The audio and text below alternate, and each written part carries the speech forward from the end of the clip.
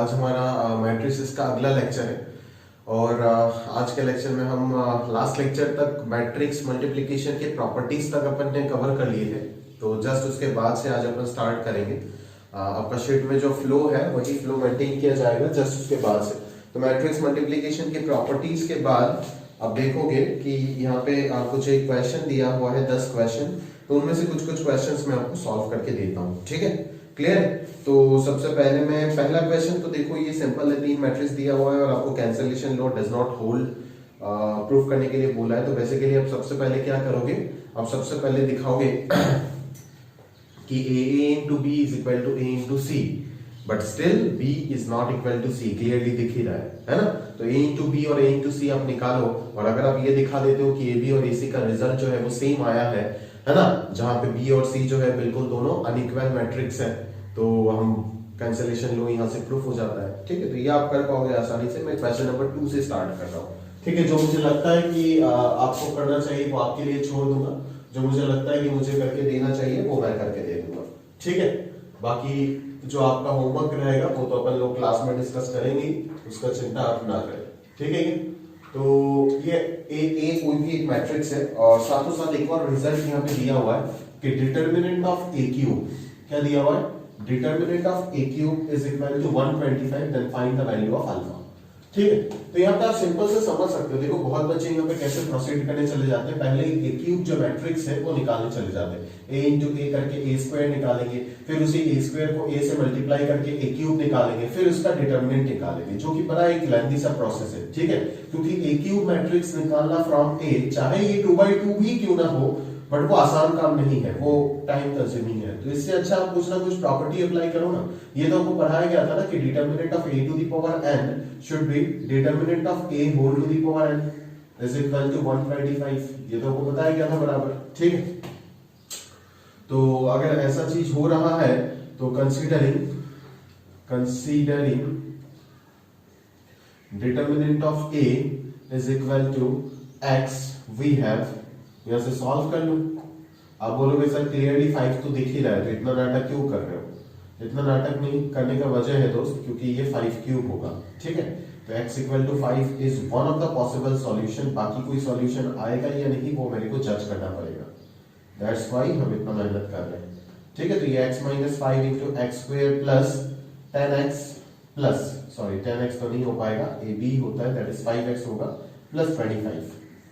Clear है, तो यहां से ये फैक्टर जो इसका डिस्क्रिमिनेंट चेक कर लो, नेगेटिव है, तो ये फैक्टर हमेशा कभी भी जीरो नहीं हो सकता for real value of x, और ऑब्वियसली हमें रियल वैल्यू चाहिए, डिटरमिनेंट का आंसर रियल ही चाहिए हमें। ठीक है, for all x belongs to real, therefore x minus 5 equal to 0 is the only possible solution of that given cubic polynomial. समझ में आ रहा है ना। तो यहां से आपको समझ आता है। बच्चे और मास्टर लोग क्या करते हैं कि यहां से डायरेक्टली लिख देते हैं डिटरमिनेंट ऑफ एक 5, बट जो अदर एक क्वाड्रेटिक फैक्टर है उसका जो कोई रियल सॉल्यूशन नहीं आएगा उसको जस्टिफिकेशन दिखाना जरूरी है ना। तो ये डिटरमिनेंट ऑफ a5 मिल गया, तो डिटरमिनेंट ऑफ a डायरेक्टली अभी यहां से निकाल दीजिए, तो आपका कैलकुलेशन कम से कम हो जाएगा। ठीक है ना, समझ रहे हो ना। तो ये कितना आ जाएगा, यहाँ से alpha square minus 4 will be 5, तो यहाँ से आ गया अल्फा स्क्वायर का वैल्यू 9, तो डेफिनेटली अल्फा जो होगा वो क्या हो जाएगा, प्लस माइनस 3। आया बात समझ में, क्लियर। तो इस तरीके से जो है अपन इस तरीके के क्वेश्चन को सॉल्व कर सकते हैं। देखो ये अगर यहाँ पे ये प्रॉपर्टी हम अप्लाई नहीं करते, अगर ये प्रॉपर्टी अप्लाई नहीं करते तो हमारा कैलकुलेशन जो है वो बहुत ही लंबा हो जाता है। ठीक है, तो इसीलिए हमारा प्रॉपर्टी जो है वो बहुत ही इंपॉर्टेंट रोल प्ले करता है ये सब क्वेश्चन को सॉल्व करने में। ठीक है, आगे बात करें तो नंबर 3 में क्या दिया हुआ है। नंबर 3 में दिया हुआ है कि 4 1 3, ये कोई भी एक 3/1 मैट्रिक्स है और इसके साथ a को मल्टीप्लाई किया तो मुझे आंसर जो मिला है वो मिला है -4 -1 -3। ठीक है, 8 2 6 और 4 1 3। देखो इनवर्स पढ़ने के बाद तो आप ये सब बहुत जल्दी कर लोगे। इसी मैट्रिक्स का इनवर्स से दोनों तरफ प्री मल्टीप्लाई कर दोगे तो आराम से आ जाएगा। तो a का वैल्यू हो जाएगा यहाँ पे 3, मतलब इसका इनवर्स अगर मान लो ये कोई भी एक मैट्रिक्स है b, तो b इनवर्स से अगर दोनों तरफ मल्टीप्लाई कर देता हूं, ठीक है ना, और ये बड़ा वाला मैट्रिक्स रहेगा 3/3। ठीक है, तो फायदा हो जाएगा, ये i आ जाएगा, i into a will be a, तो ए का वैल्यू आ जाएगा बी इनवर्स ऑफ दिस, क्योंकि आपको तो यहाँ से ए ही निकालना है, बट एज आपको इनवर्स ऑफ बी निकालना अभी नहीं आता है, इनवर्स मैंने नहीं पढ़ाया ऑफिशियली, ठीक है ना, क्योंकि ये लास्ट टॉपिक होता है लगभग चैप्टर का, ठीक है ना, तो हम इनवर्स का मदद यहाँ पे नहीं ले सकते, ठीक है। तो बिना इनवर्स का मदद लिए क्या कर सकते हैं, बिना इनवर्स का मदद लिए कैसे क्वेश्चन को सॉल्व कर सकते हैं, दिमाग लगा कि ये क्या है, ये 3/1 मैट्रिक्स है, ये क्या है, ये 3/3 मैट्रिक्स है, तो 3/1 के साथ कौन सा चीज प्रोडक्ट करने से 3/3 मैट्रिक्स मिलेगा, डेफिनेटली 3/1 के साथ अगर मैं एक 1/3 मैट्रिक्स प्रोडक्ट करता हूं तो 1 1 कैंसिल और 3/3 आ जाएगा इसका ऑर्डर, समझ रहे हो ना। तो A should be an 1/3 matrix, तो कंसीडर कर लो कोई भी एक 1/3 मैट्रिक्स, तो ये आ गया ना 1/3 मैट्रिक्स, समझ में आ रहा है ना, तो बस हो गया काम। नाउ आप करो जो भी करना था, आप करो, प्रोडक्ट वगैरह करो, आंसर आपके पास मौजूद रहेगा, आप चिंता मत करो। इज इक्वल टू क्या आ जाएगा, -4 -1 -3 8 2 6 और इधर 4 1 3 आ जाएगा, क्लियर है क्या। तो इन दोनों का प्रोडक्ट होकर के यहाँ पे क्या आएगा, जरा ध्यान से देख करके बोलिएगा जरा, इन दोनों का प्रोडक्ट होकर के यहाँ पे आएगा, देखो ये पोजीशन क्या आएगा 1 1, that is first row first column, तो 4 into x, तो यहाँ पे सिर्फ 4 into x ही आएगा, एडिशन करने का कुछ नहीं है, फिर इधर 4y आ जाएगा, फिर यहाँ पे 4z आ जाएगा, फिर इधर क्या आएगा x आएगा, y आएगा, z आएगा, इधर क्या आएगा 3x आएगा, 3y आएगा, 3z आएगा। बेसिक लॉजिक जो है, जो लास्ट लेक्चर में सिखाया था, वो अगर आपका क्लियर है तो कोई भी किसी भी तरीके से आपको परेशान नहीं कर पाएगा, समझ रहे हो ना, समझ रहे हो। और दो मैट्रिक्स इक्वल कब होता है, जब दोनों का ऑर्डर तो सेम होना पड़ता है, पहला कंडीशन तो सेटिस्फाई हो गया और ईच कॉरस्पॉन्डिंग एलिमेंट जो है वो सेम होगा, तो यहां से आप डायरेक्टली फर्स्ट रो से ही आंसर को जो है कंक्लूड कर सकते हो, उसमें कोई दिक्कत नहीं है, ठीक है, फर्स्ट रो से ही आप डायरेक्टली आंसर निकाल सकते हो, ठीक है। तो यहां से x कितना आ जाएगा -1, y कितना आ जाएगा 2 और z कितना आ जाएगा 1, सही है क्या, क्लियर है। तो बस यही चीज यहाँ पे भी सेटिस्फाई हो रहा है और थर्ड रो पे भी सेटिस्फाई हो रहा है, तो x y z अगर मिल गया, देयरफॉर A जो मैट्रिक्स हो जाएगा वो कौन सा मैट्रिक्स होगा, -1 2 1, ठीक है, जो कि एक 1/3 मैट्रिक्स होगा। नीचे मैट्रिक्स के नीचे हमेशा ऑर्डर लिखना मत भूलिएगा कभी भी, ऑर्डर अगर नहीं लिखेंगे तो आपका नंबर काट देगा आपका एग्जामिनर बोर्ड एग्जाम में, ठीक है। तो इस चीज को आप ध्यान से समझ के रखिएगा दोस्त, ठीक है ना। तो A जो मैट्रिक्स आएगा वो क्या आएगा -2 1 और 1, ठीक है, जो कि एक 1/3 मैट्रिक्स होगा, क्लियर है क्या। तो ये चीज तो क्लियर हो गया हमारा, है ना, और कोई डाउट तो यहाँ पे नहीं बचा। तो चलिए अगले क्वेश्चन पे चलते हैं। क्वेश्चन नंबर 4 आप करेंगे दोस्त, ठीक है ना। क्वेश्चन नंबर 4 में अभी के लिए होमवर्क देता हूँ, 5 करूंगा मैं, 5 6 करके दूंगा, ठीक है। तो ये आप एक बार पॉज करके नोट कर लीजिएगा, ठीक है ना, ये पॉज करके एक बार नोट कर लीजिएगा। आगे बढ़ते हैं,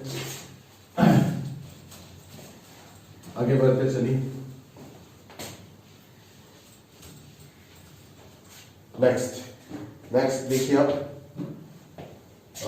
नेक्स्ट क्वेश्चन हमारे पास जो आता है वो क्या आता है, देखो इस तरीके का क्वेश्चन भी पूछा जा सकता है कि हमें क्या दिया गया है, हमें दिया गया है कि A into B जो है उनका प्रोडक्ट एक नल मैट्रिक्स है, B into C का प्रोडक्ट एक यूनिट मैट्रिक्स है, तो हमें कुछ प्रूफ करना है। तो डायरेक्टली मैं एलएचएस ही पकड़ता हूं, हमें क्या प्रूफ करना है, हमें प्रूफ करना है कि A plus B का whole square into A plus C का होल स्क्वायर जो है वो डेफिनेटली क्या है, एक आइडेंटिटी मैट्रिक्स है, सही है क्या, क्लियर। A plus B का whole square into A plus C का जो होल स्क्वायर है वो एक आइडेंटिटी मैट्रिक्स है, ठीक है। तो किस तरीके से हम यहां से प्रूफ कर सकते हैं, ठीक है ना। अच्छा, तो A plus B का जो होल स्क्वायर होगा वो क्या आएगा, अगर आप ध्यान से समझ रहे हो तो आप ये चीज बता सकते हो कि A plus B का होल स्क्वायर यहां से क्या आएगा, A square plus B square plus AB plus B आएगा, ठीक है ना। चलो, और A प्लस C का होल स्क्वायर क्या आएगा, A square plus AC plus CA plus C square, but हमारे पास यहाँ पे जो टर्म दिख रहा है वो दिख रहा है BC, ठीक है, हमारे पास जो टर्म दिख रहा है वो क्या दिख रहा है, BC।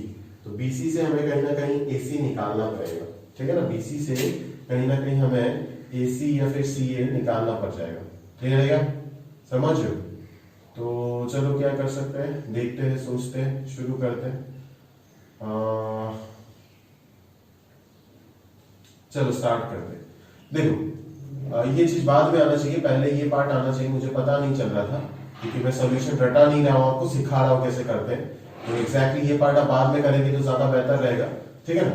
कि BC इक्वल टू आई से मैं बहुत कुछ यहाँ पे निकाल के दे दूंगा आपको, ठीक है। सबसे पहला इंफॉर्मेशन क्या चाहिए आपको यहाँ पे, देखो अगर मैं A से दोनों तरफ प्री मल्टीप्लाई करता हूँ, A से अगर मैं प्री मल्टीप्लाई करता हूँ तो मेरे पास कुछ इस तरीके का रिजल्ट आएगा, ठीक है ना।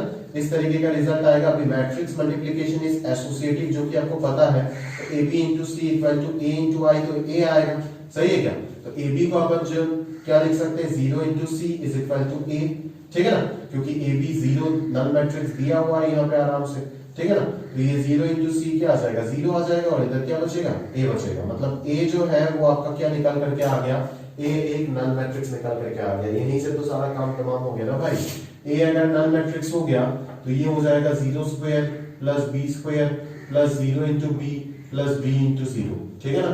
इधर भी आ जाएगा 0 square plus 0 into C plus C into 0 plus C square. काम तो ऐसे ही खलास। तो यहाँ पे क्या बचेगा, यहाँ पे सिर्फ B स्क्वायर बचेगा, और यहाँ पे क्या बचेगा, यहाँ पे सिर्फ C स्क्वायर बचेगा। यहाँ पे B स्क्वायर बचेगा और यहाँ पे C स्क्वायर बचेगा, ठीक है ना। अभी ऐसा नहीं कि इसको आप डायरेक्टली BC होल स्क्वायर लिख दोगे, नहीं नहीं नहीं नहीं, गलत बात। B square into C square कभी भी BC होल स्क्वायर नहीं हो पाता है। इस तरीके से मत लिखिएगा, जिंदगी बर्बाद हो जाएगा। इस तरीके से लिखने से भी ये प्रूफ हो जाता है। बहुत बच्चे ऐसे भी इसको प्रूफ कर देते हैं, ठीक है ना, डायरेक्टली इसको I ऐसे लिख देते हैं, जो कि गलत है, ये पूरा पूरा रॉन्ग है, ठीक है। आपको यहाँ पे एग्जैक्टली क्या लिखना चाहिए था, B स्क्वायर का मतलब है B इंटू B, और C स्क्वायर का मतलब क्या है, C इंटू C। ये सब चीज समझना पड़ेगा मैट्रिक्स में, ठीक है, ये सब समझना पड़ेगा। प्रॉपर्टी अगर स्ट्रॉन्ग नहीं है तो बहुत स्ट्रगल करोगे। तो B into B, C into C, इस चीज को मैं कैसे डील कर सकता हूँ अभी मैं यहाँ पे क्या करूंगा, देखो, है ना। अभी मैं यहाँ पे इसको मान लिया P मान लो, इसको Q मान लिया, और इस कंप्लीट मैट्रिक्स को R मान लिया। मान लो दो मैट्रिक्स का प्रोडक्ट एक मैट्रिक्स ही तो होगा, इसको मैंने R मान लिया। तो यहाँ पे मैं एसोसिएटिव लगा रहा हूँ, ठीक है। एसोसिएटिव में कैसे लगाऊंगा, इस तरीके से ही तो लगाऊंगा ना, देखो, ठीक है। इसको रख दिया बाहर और इन दोनों ब्रैकेट को मर्ज कर दिया, Q और R को मर्ज कर दिया, ठीक है ना, समझ रहे हो। अभी यहाँ पे वापस में क्या करूंगा, एसोसिएटिव लगा दूंगा। अब ब्रैकेट में लिखते जाना भाई अप्लाइंग एसोसिएटिव प्रॉपर्टी, है ना। यहाँ पे भी लग रहा है भाई अप्लाइंग एसोसिएटिव प्रॉपर्टी, यहाँ पे भी सेम चीज, ठीक है।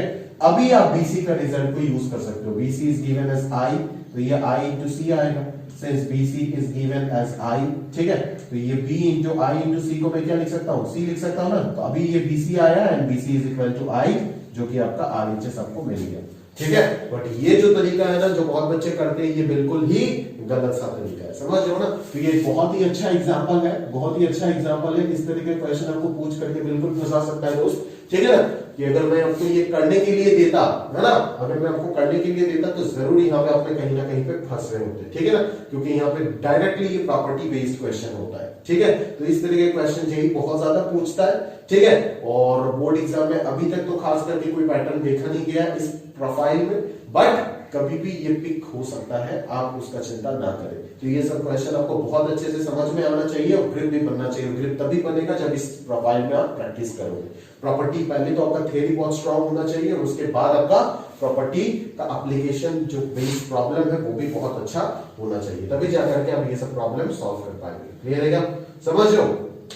देखिएगा अच्छे से, समझिएगा कि किस तरीके से अपन जो है क्वेश्चन को निपटाया है, ठीक है ना। यहाँ पे फॉर्मूला ब्रेक करने के बाद कोई आइडिया लग ही नहीं रहा था कि कहां से कंडीशन निकाले, ठीक है ना। हमें सिर्फ AB का वैल्यू पता था, AC CA कुछ भी मालूम नहीं था। बट जैसे ही हमने थोड़ा सा यहाँ पे कुछ भी किया, कुछ AC निकालने का, या फिर बहुत बच्चे यहाँ पे A से पोस्ट मल्टीप्लाई भी कर सकता है। अगर A से पोस्ट मल्टीप्लाई करेगा तो I इंटू A आएगा, बाद में पोस्ट मल्टीप्लाई, यहाँ से B इंटू CA हो जाएगा, और यहाँ पे A आ जाएगा। तभी CA तो यहाँ पे कुछ फायदा होगा नहीं, खास होगा, क्योंकि CA तो उनको पता ही नहीं ना क्या है, समझ रहे हो, क्लियर है ना। तो पोस्ट मल्टीप्लाई करके खास कोई फायदा होगा नहीं, इसीलिए प्री मल्टीप्लाई ही किया, समझ रहे हो ना, क्लियर है। तो ये सब ट्रायल करके आपको देखना पड़ेगा दोस्त, ऐसा नहीं कि सवाल देखे और सॉल्यूशन छाप दिए, ठीक है, ये ऐसा नहीं हो सकता, ठीक है। तो ये प्रॉपर्टी बेस्ड प्रॉब्लम है मैट्रिसेस का, बहुत ही अच्छा प्रॉब्लम है। स्टार्ट करके आप कॉपी में अच्छे से नोट करके रखिएगा, ठीक है।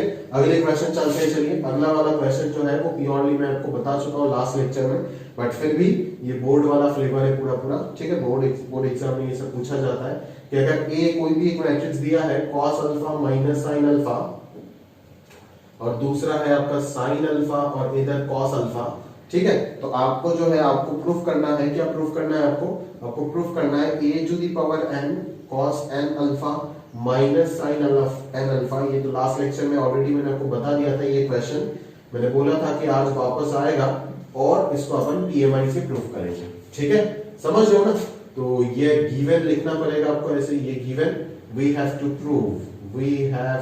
प्रूव, ठीक है, we have to prove for all n belongs to natural number a to the power n equal to this।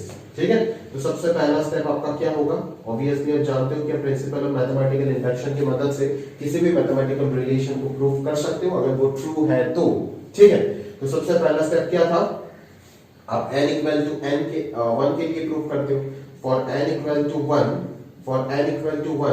a is equal to cos alpha sine alpha with minus sine, और इधर आ जाएगा sine alpha, इधर आ जाएगा cos alpha.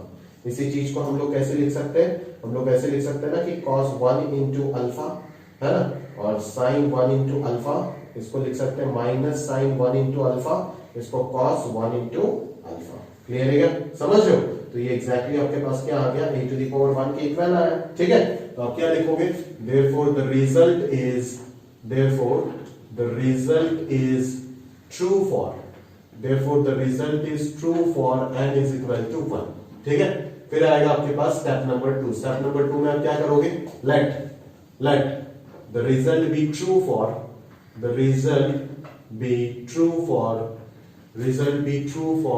all n is equal to k for all k belongs to natural number।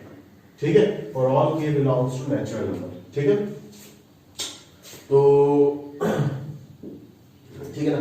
तो अगर ये k के लिए आप ट्रू मान लेते हैं तो क्या निकलेगा हमारे पास? a to the power k is equal to cos k alpha, यहां पे आ जाएगा sin k अल्फा, यहां पे आ जाएगा माइनस cos k अल्फा, और यहां पे आ जाएगा sin सॉरी ये साइन होगा और यहां पे आ जाएगा आपके पास cos k अल्फा। सही है? क्लियर है? For all k belongs to natural number. बच्चों को जब मैं 10th में नंबर थ्योरी पढ़ाता हूं तब बच्चा मेरे को ये सब डाउट वगैरह पूछता है। 11th में और आता नहीं है उनका दिमाग में ये सब डाउट। ठीक है ना? फ्रेश माइंड जब रहता है तभी पूछता है ये सब कुछ अच्छे डाउट्स कि सर अगर k के लिए आप यहाँ पे ऑलरेडी कंसीडर कर लिए, कोई भी पीएमआई का क्वेश्चन का बात कर रहा हूँ, याद आया तो बता देता हूँ। k के लिए अगर k बिलोंग्स टू नेचुरल के लिए अगर ऑलरेडी यहाँ पे कंसीडर आपने कर लिए कि ये ट्रू है, तो और आप क्यों दिखा रहे हो k प्लस 1 के लिए? देखो क्यों दिखा रहे हो, उसके पीछे लॉजिक को समझो। हमें सारे नेचुरल नंबर के लिए प्रूफ करना है। अभी नेचुरल नंबर कहां पे खत्म हुआ वो तो नहीं पता ना। अगर मैं k के लिए ट्रू दिखा रहा हूं मतलब k कोई भी एक फाइनाइट नेचुरल नंबर है, k के लिए अगर ट्रू है और उसके बाद वाला नेचुरल नंबर के लिए भी ट्रू है, तब तो ये सारे नेचुरल नंबर के लिए ट्रू हो जाता है ना। क्योंकि सोचो ना कि natural number is infinite set, natural number कहां पे खत्म होता है हमको किसी को नहीं पता।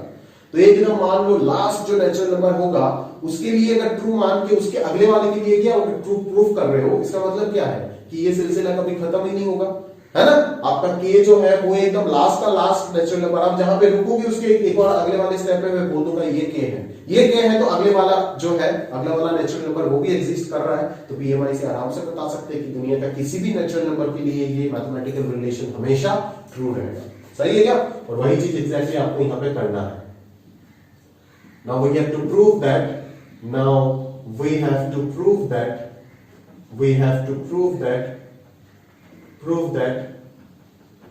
कि for all n is equal to k plus 1,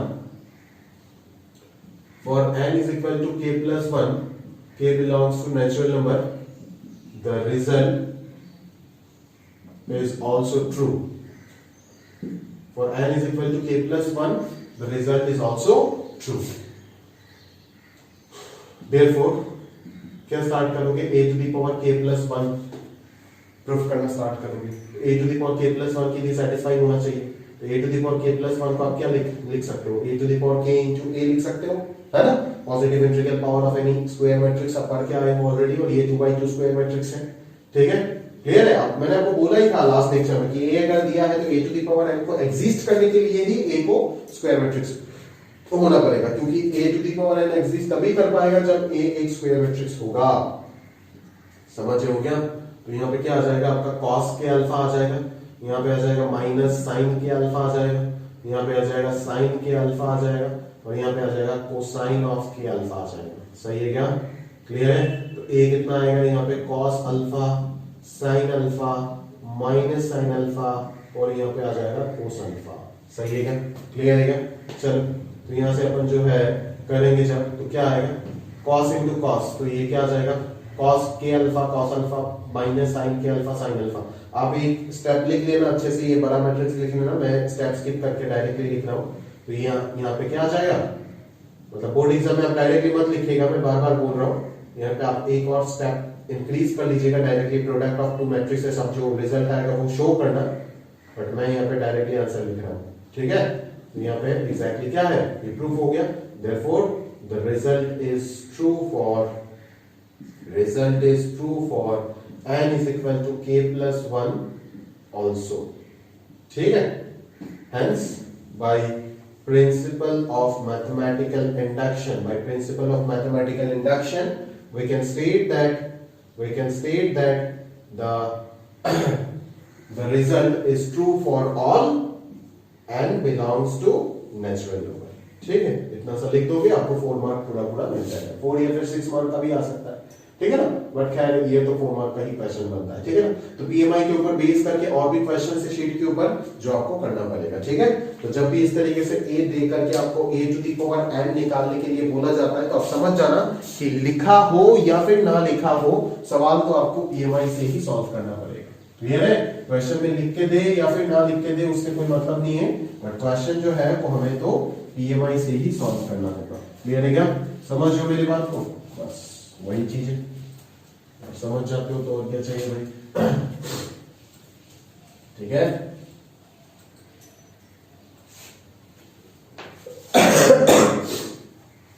next question 7 में आपके लिए छोड़ता हूं। देखो ए लेकर के a to the power 4x पूछा है, तो ऑब्वियसली पहले आप a टू द पावर 4 निकालोगे, फिर आप 4x x यहाँ पे नेचुरल नंबर है, तो बेसिकली आपको a to the power 4 a to the power 8 a to the power 12 ये सब निकालने बोला है, तो कुछ ना कुछ पैटर्न रिपीटेशन हो रहा होगा, आप देख लीजिएगा वो चीज। ठीक है? बाकी हम डिस्कस करेंगे क्लास में। एग्जैक्टली 5 जो कराया था, 5 की तरह ही 8 जो है एक और क्वेश्चन आपको दिख रहा है, तो 5 अगर मैंने करा के दिया तो 8 करना आपका बनता है दोस्त। क्लियर है क्या? 9 भी आप करोगे, बिल्कुल 9 टाइप का क्वेश्चन अभी मैंने कराया आपको। ठीक है? अभी अपन 10 करते हैं। ठीक है? लास्ट सवाल जो है 10 करते हैं। 10 को क्या प्रूफ करने बोला है कि a और b commute, that is a और b कम्यूटेबल मैट्रिक्स होगा if and only if a minus ki and b minus ki commute. ठीक है ना? तो सबसे पहले आपको कंसीडर करना पड़ेगा, बोथ साइड कन्वर्सली भी शो करना होगा ना, late a and b be two commutable matrix। ठीक है? be two commutable matrix, ये आपने सबसे पहले कंसीडर किए, such that AB is equal to क्या होगा आपका, AB is equal to BA होगा। नाउ अगर आपको A minus KI और B minus KI को भी कम्यूटेबल मैट्रिक्स प्रूफ करना है, तो ऑब्वियसली इन दोनों का क्या करना होगा, प्रोडक्ट करना होगा। इन दोनों का क्या करना है, आपको प्रोडक्ट करना है, और इन दोनों का प्रोडक्ट एग्जैक्टली इनके रिवर्स के इक्वल दिखाना है। सही है क्या? तो यहां से प्रोडक्ट करके क्या आएगा, A इंटू बी आएगा, फिर क्या आएगा माइनस A इंटू के आई आएगा। ठीक है? फिर माइनस के आई इंटू बी आएगा, और इधर क्या आएगा, इधर के आई माइनस माइनस प्लस हो जाएगा, के आई इंटू के आई आएगा। तो इस चीज को अपन कैसे शो कर सकते हैं, देख ए बी को तो बी ए लिख सकते हैं। ठीक है? ए बी को तो आराम से अपन बी ए लिख सकते हैं, उसमें तो कोई दिक्कत वाली बात नहीं है ना। क्लियर है? समझ रहे हो? अच्छा, तो a इंटू के आई को properties of scalar multiplication, k को बाहर लेकर के a इंटू आई लिख सकते हैं आराम से, उसमें कोई दिक्कत नहीं। इसमें k को बाहर लेकर के i इंटू बी भी लिख सकते हैं, और इसमें दोनों k को बाहर लेकर के i इंटू आई भी चिपका सकते हैं, उसमें कोई दिक्कत नहीं। तो ये आ जाएगा आपका बी ए माइनस ये तो आ जाएगा k इंटू ए, क्योंकि a इंटू आई ए होगा, ये हो जाएगा i इंटू बी बी होगा, और यहाँ पे k square i into I तो i ही होगा, क्योंकि दो यूनिट मैट्रिक्स का प्रोडक्ट तो यूनिट मैट्रिक्स ही होता है। करके देख लो, किसी भी ऑर्डर का हो सकता है, कोई दिक्कत नहीं। सही है क्या? क्लियर है? बट खास करके यहाँ पे तो उसी ऑर्डर का होगा जिस ऑर्डर का a और b होगा। ठीक है? और इसको एग्जिस्ट करने के लिए यहाँ पे क्लियरली आप समझ सकते हो, इस लाइन को देख के आप बोल सकते हो कि ऑर्डर क्या होगा। देखो a और b जो है यहाँ पे तो कुछ भी ऑर्डर होने से होगा, बट आप जानते हो कि a इंटू बी अगर एग्जिस्ट करना है ना, तो b का जो वो होता है ना, आप समझ ही मतलब देखो I एक स्क्वायर मैट्रिक्स है, तो एक स्क्वायर मैट्रिक्स को तो किसी दूसरे मैट्रिक्स के साथ ऐड करने के लिए उसको भी स्क्वायर मैट्रिक्स होना पड़ेगा, तो A और B जो है उनको भी क्या होना पड़ेगा, स्क्वायर मैट्रिक्स होना पड़ेगा। और A और B अगर स्क्वायर मैट्रिक्स है तो उनका प्रोडक्ट एग्जिस्ट करने के लिए उनका ऑर्डर सेम होना पड़ेगा, बिकॉज A का ऑर्डर 1/1 और B का ऑर्डर 2/2 होने से तो उनका प्रोडक्ट एग्जिस्ट नहीं करेगा ना, तो उनका प्रोडक्ट एग्जिस्ट करने के लिए दोनों का ऑर्डर सेम होना पड़ेगा। तो यहाँ पे कंडीशन क्या आ गया कि A and B both are square matrix of same order. ठीक है, ये कंडीशन हम कैसे सोच करके निकालते हैं वो आप ध्यान दीजिएगा उसमें, ठीक है ना, क्योंकि यहाँ पे आप क्लियरली देख रहे हो ये स्क्वायर मैट्रिक्स है, एडिशन डिफाइन होने के लिए इनको भी स्क्वायर मैट्रिक्स होना पड़ेगा। ये अगर स्क्वायर मैट्रिक्स होता है तो इन दोनों का प्रोडक्ट को डिफाइन होने के लिए दोनों का ऑर्डर सेम होना पड़ेगा। क्लियर है क्या?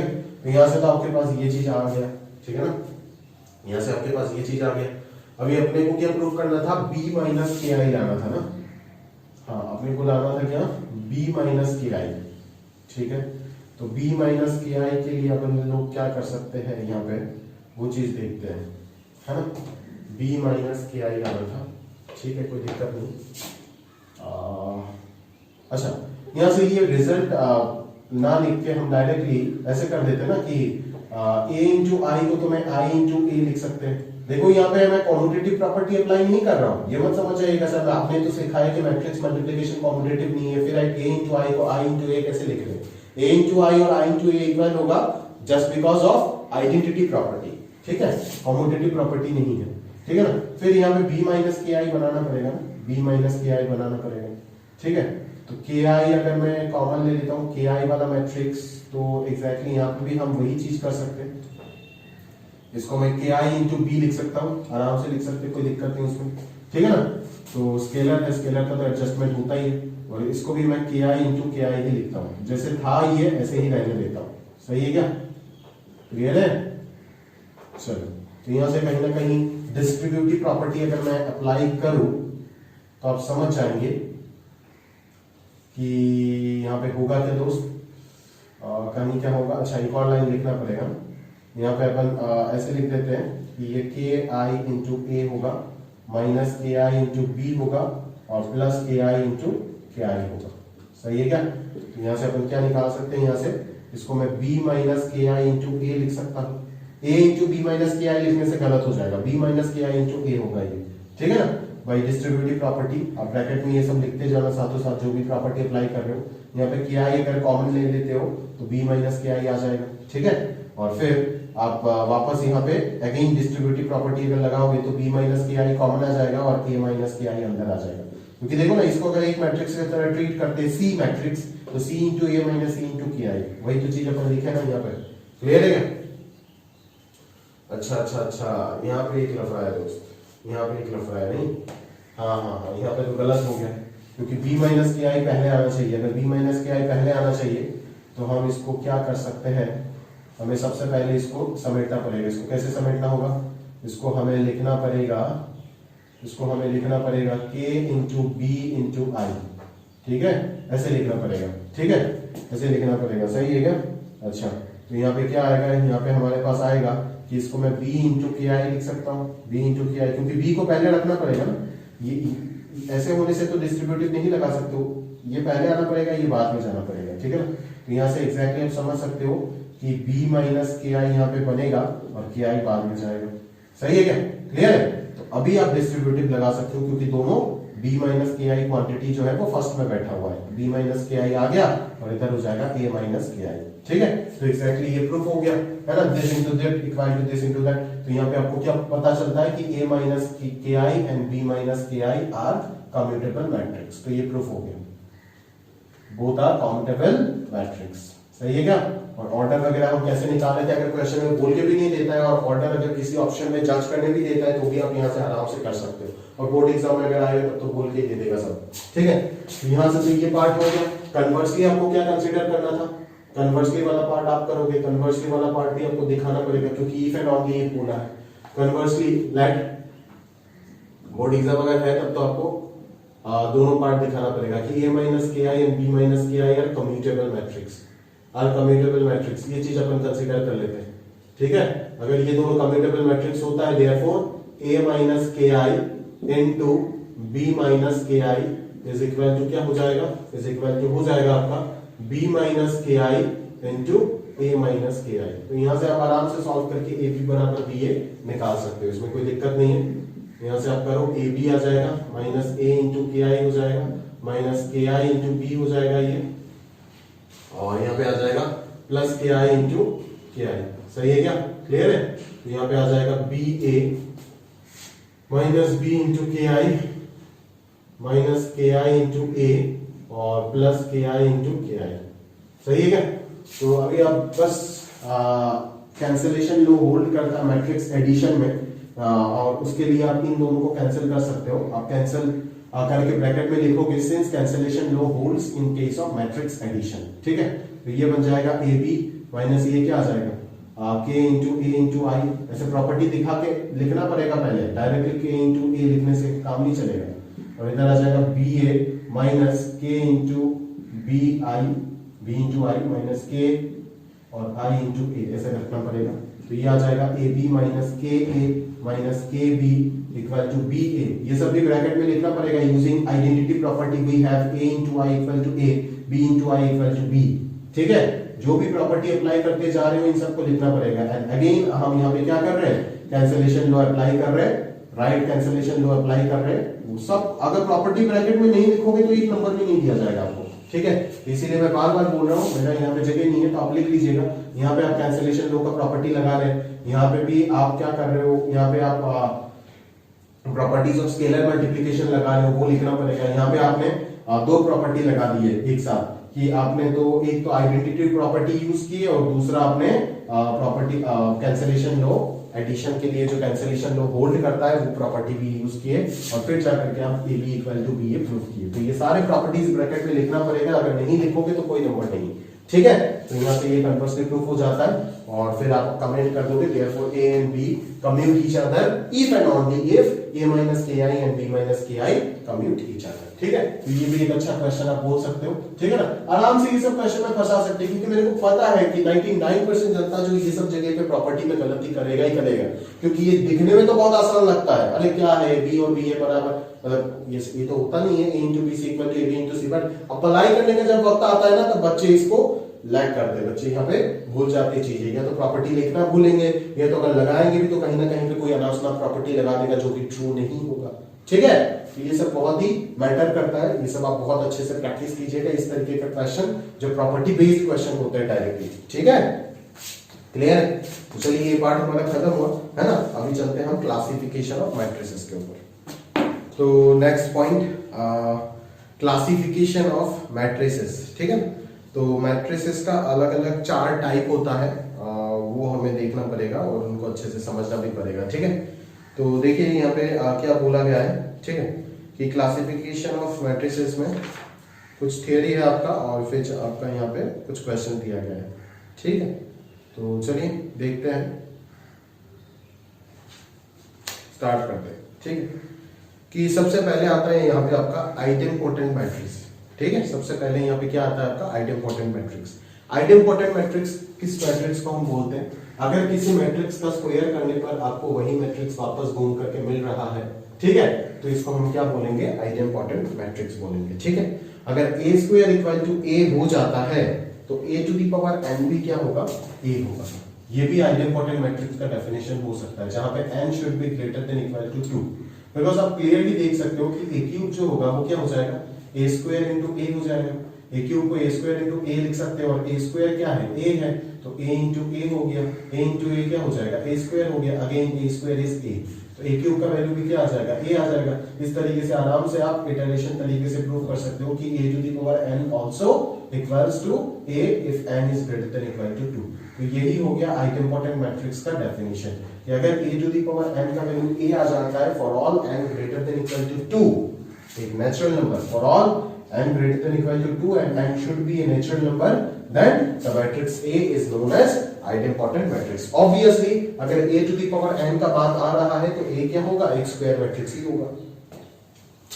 नेक्स्ट आता है हमारे पास नीलपोटेंट मैट्रिक्स। ठीक है, अब ये नीलपोटेंट मैट्रिक्स क्या होता है, देखो कि मान लो किसी मैट्रिक्स का पावर आप कैलकुलेट कर रहे हो करते करते 8 टू द पावर 3 जो है वो लास्ट नॉन जीरो मिला, a टू दी पावर 4 से जो है वो क्या मिलना शुरू हो गया, 0 मिलना शुरू हो गया। और अगर a टू दी पावर 4 0 होता है तो a टू दी पावर 5 भी 0 होगा, 6 भी 0 होगा एंड सो ऑन, सारी चीज 0 होगा शुरू हो जाएगा। ठीक है, तो इसको अपन क्या बोल सकते हैं, नीलपोटेंट मैट्रिक्स बोल सकते हैं। दैट इज अगर a to the power p minus 1 non zero होता है और a to the power p 0 हो जाता है, then a is a nilpotent matrix and p is the index of nilpotency.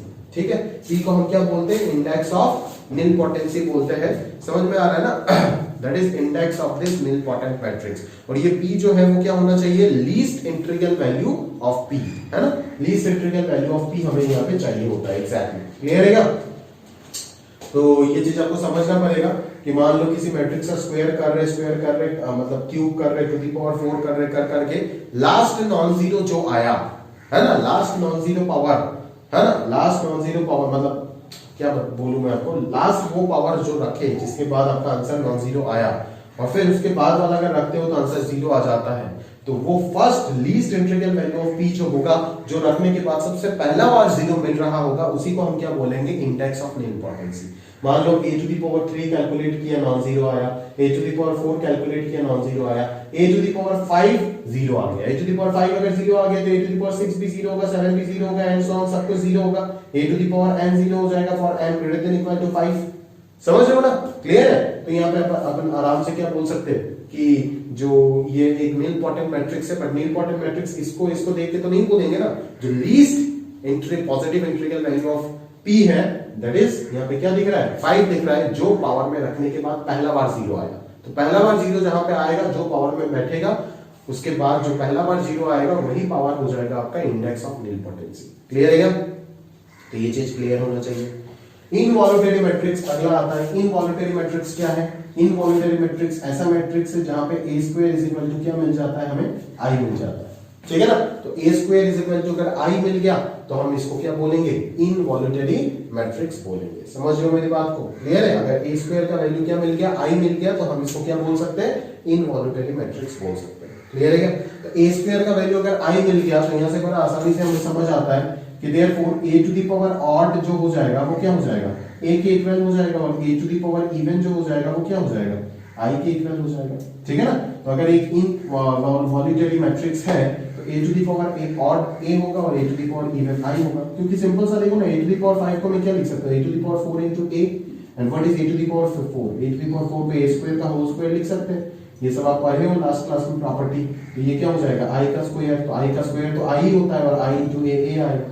तो a to the power odd हमेशा किसके equal आएगा, a के इक्वल आएगा, और a to the power even तो क्या हो जाएगा, a स्क्वायर का whole to the power integer, तो a स्क्वायर का whole to the power integer क्या हो जाएगा, i whole to the power integer, तो वो तो i ही आएगा ना। क्लियर है? तो ये होता है इनवॉल्यूटरी मैट्रिक्स का प्रॉपर्टी, ये होता है आइडेंटिपोटेंट नीलपोटेंट मैट्रिक्स, और ये होता है आइडेंटिपोटेंट मैट्रिक्स। अभी लास्ट में जो काइंड ऑफ मैट्रिक्स बचता है आपके पास वो होता है पीरियडिक मैट्रिक्स। वो क्या होता है, देख लीजिए कि अगर आपको कभी भी a to the power k plus 1 जो है वो अगर a के इक्वल मिल गया, a to the power k plus 1 किसके इक्वल, a के इक्वल मिल गया, तब a को हम क्या बोलेंगे, पीरियडिक मैट्रिक्स बोलेंगे।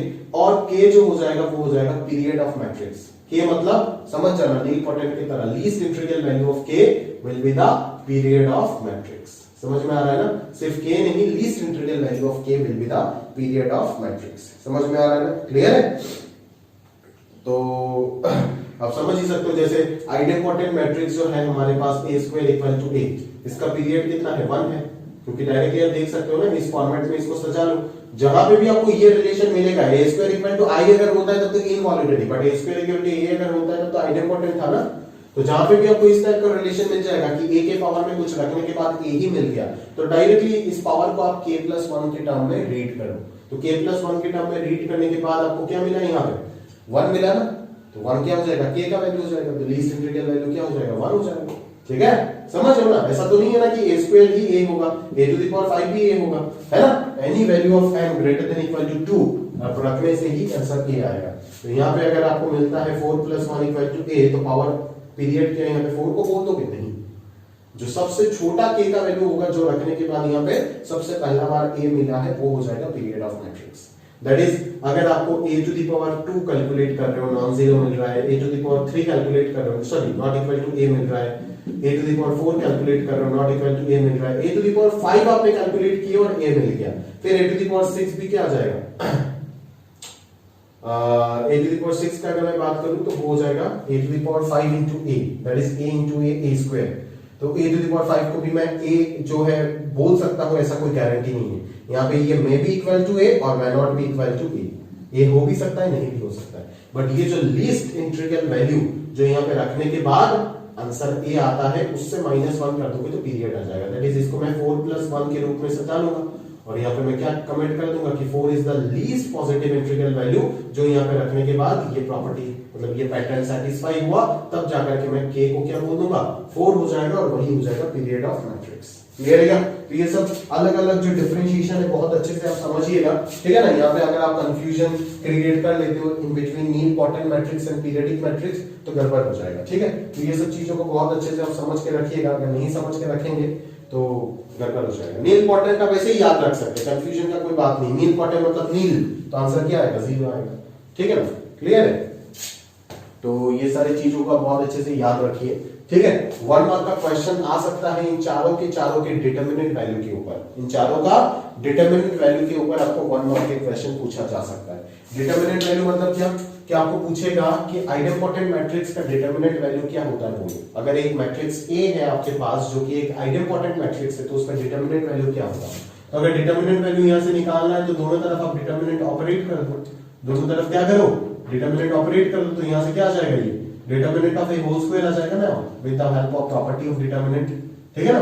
डिटरमिनेंट ऑफ ए मैट्रिक्स का प्रॉपर्टी है ना ये, determinant of A to the power n will be determinant of A whole to the power n।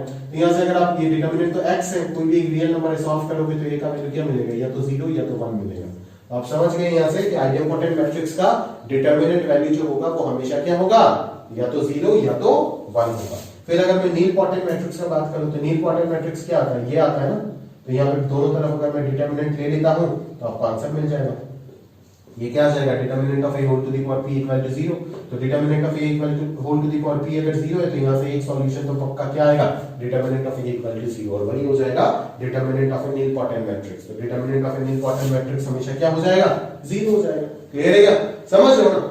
Similarly मैं डिटरमिनेंट ऑफ इनवॉल्यूटरी मैट्रिक्स पूछ सकता हूं, तो यहां से आप बोथ साइड क्या करोगे, अगर डिटरमिनेंट पूछ रहा हूं तो आप जो कंडीशन है मैट्रिक्स का उसी के ऊपर बोथ साइड डिटरमिनेंट ऑपरेट करोगे, क्योंकि यहाँ पे a जो है वही तो एक इनवॉल्यूटरी मैट्रिक्स है ना, उसी का डिटरमिनेंट निकालना होगा, तो बोथ साइड डिटरमिनेंट ऑपरेट करने से ही होगा। सही है क्या, क्लियर है। अगर दो मैट्रिक्स इक्वल है तो दोनों का डिटरमिनेंट वैल्यू भी सेम होगा ऑब्वियसली। तो यहां से क्या आ जाएगा determinant of a whole square, यहाँ पे 1 आ जाएगा, तो डिटरमिनेंट ऑफ a यहां से क्या आ जाएगा x स्क्वायर इक्वल टू 1, तो x should be plus minus 1। तो इनवॉल्यूटरी मैट्रिक्स का डिटरमिनेंट वैल्यू क्या होता है प्लस माइनस 1, 1 भी हो सकता है माइनस 1 भी हो सकता है। तो ये सब बड़ा इंपॉर्टेंट चीज है, आपको पूछा जा सकता है। अभी पीरियडिक मैट्रिक्स का अगर मैं बात करूं तो पीरियडिक मैट्रिक्स का प्रॉपर्टी क्या हो जाता है देख, ठीक है ना, a to the power k plus 1 equal to a। अगर दोनों तरफ डिटरमिनेंट लगाता हूं तो बिल्कुल सही है, तो यहां पे क्या आ जाएगा determinant of a whole to the power k plus 1 minus determinant of a equal to 0, इस तरीके का सीन आ जाएगा। यहाँ पे आ जाएगा डिटरमिनेंट ऑफ a कॉमन आ जाएगा और अंदर आ जाएगा determinant of a whole to the power k minus 1 equal to 0। Clear है क्या, समझ रहे हो मेरी बात को, कंफर्म है। अभी देखो यहाँ पे केस डिपेंडेंट हो जाएगा, है ना। एक डिटरमिनेंट वैल्यू 0 तो आपको मिल ही रहा होगा, बट दूसरा क्या मिलेगा उसके ऊपर केस डिपेंडेंट हो जाएगा, ठीक है ना। कि k अगर ऑड होता है तो आंसर कुछ और आएगा, k अगर इवन होता है तो आंसर कुछ और आएगा। जैसे कि k को 3 मान लो, अगर 3 मानते हो तो यहाँ पे डिटरमिनेंट ऑफ a माइनस 1 एक फैक्टर मिलेगा, ठीक है ना। तो डिटरमिनेंट ऑफ a का वैल्यू क्या मिलेगा 0 मिलेगा और 1 मिलेगा, यहाँ से 1 ही आएगा ना। और दूसरा वाला जो क्वाड्रेटिक फैक्टर हो जाएगा x प्लस 1 वो तो इमेजिनरी रूट देगा, ठीक है ना। तो वो तो डिटरमिनेंट वैल्यू हो नहीं सकता, बिकॉज़ डिटरमिनेंट वैल्यू हमेशा रियल नंबर होगा, तो इसीलिए वो कैंसिल हो जाएगा। बट अगर a इवन नंबर होता है, देखो यहाँ पे अगर 2 रखते हो आप या फिर 4 रखते हो तो यहाँ पे a स्क्वायर माइनस 1 एक प्रॉपर्टी मिलेगा ना, अरे determinant of a whole square minus 1 एक फैक्टर मिलेगा। तो यहाँ से आंसर जो है सिर्फ 1 नहीं प्लस माइनस 1 आ सकता है, तो इस केस में 0 भी आ सकता है और प्लस माइनस 1 आ सकता है। तो ये याद रखिएगा, पीरियडिक मैट्रिक्स का डिटरमिनेंट उसका ऑर्डर के ऊपर डिपेंड करता है। अगर ऑड ऑर्डर का पीरियडिक मैट्रिक्स हुआ, सॉरी ऑड ऑर्डर क्या बोल रहा हूं, ऑड पीरियड का अगर डिटरमिनेंट मैट्रिक्स पीरियडिक मैट्रिक्स हुआ, ऑड पीरियड का अगर पीरियडिक मैट्रिक्स हुआ तो डिटरमिनेंट वैल्यू हो जाएगा 0 या तो 1, और इवन पीरियड का अगर पीरियडिक मैट्रिक्स हुआ तो ये पीरियड उसका डिटरमिनेंट वैल्यू हो जाएगा 0, 1 और -1। ठीक है, क्लियर है। समझ रहे हो ना? तो ये सब चीजों को समझ के रखिएगा, ये बड़ा काम का चीज है, ठीक है। अगर ये सब समझेंगे नहीं तो प्रॉब्लम आ जाएगा दोस्तों, ठीक है। तो ये 4 प्रकार के मैट्रिक्स एंड उसका डिटरमिनेंट वैल्यू हम कैसे निकालते हैं और चारों मैट्रिक्स के स्पेसिफिकेशन क्या होता है, एग्जैक्टली किसको क्या बोलते हैं, ये चीज आप समझ के रखिएगा। डायरेक्टली एक मैट्रिक्स दे करके आपको इनवॉल्यूटरी आइडेंटिटी, आइडेंपोटेंट, नीलपोटेंट या फिर पीरियडिक मैट्रिक्स प्रूव करने के लिए बोला जा सकता है, ठीक है। तो या फिर इसका एक मैट्रिक्स देकर के मैं आपको इसका इंडेक्स ऑफ नीलपोटेंसी भी पूछ सकता हूँ या फिर पीरियड भी पूछ सकता हूँ, है ना। तो उसके लिए आपको चेक करना पड़ेगा, ए का पावर में रखते रखते रखते रखते कौन सा पावर रखने के बाद सबसे पहला 0 आ रहा है, जो पावर रखने के बाद सबसे पहले नल मैट्रिक्स मिल रहा है वो क्या हो जाएगा, इंडेक्स ऑफ नीलपोटेंसी। और जो पावर रखने के बाद सबसे पहले ए मिल रहा है उस पावर से 1 माइनस कर देंगे तो हमें पीरियड ऑफ मैट्रिक्स मिल जाएगा।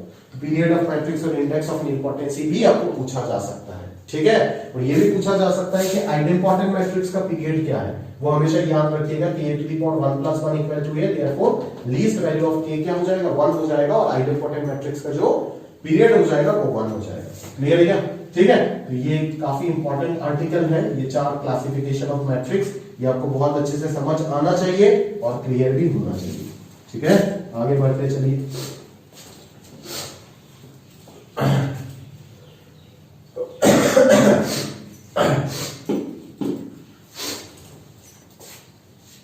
ठीक है, चलिए क्वेश्चन देखते हैं। पहला क्वेश्चन देखिएगा जरा।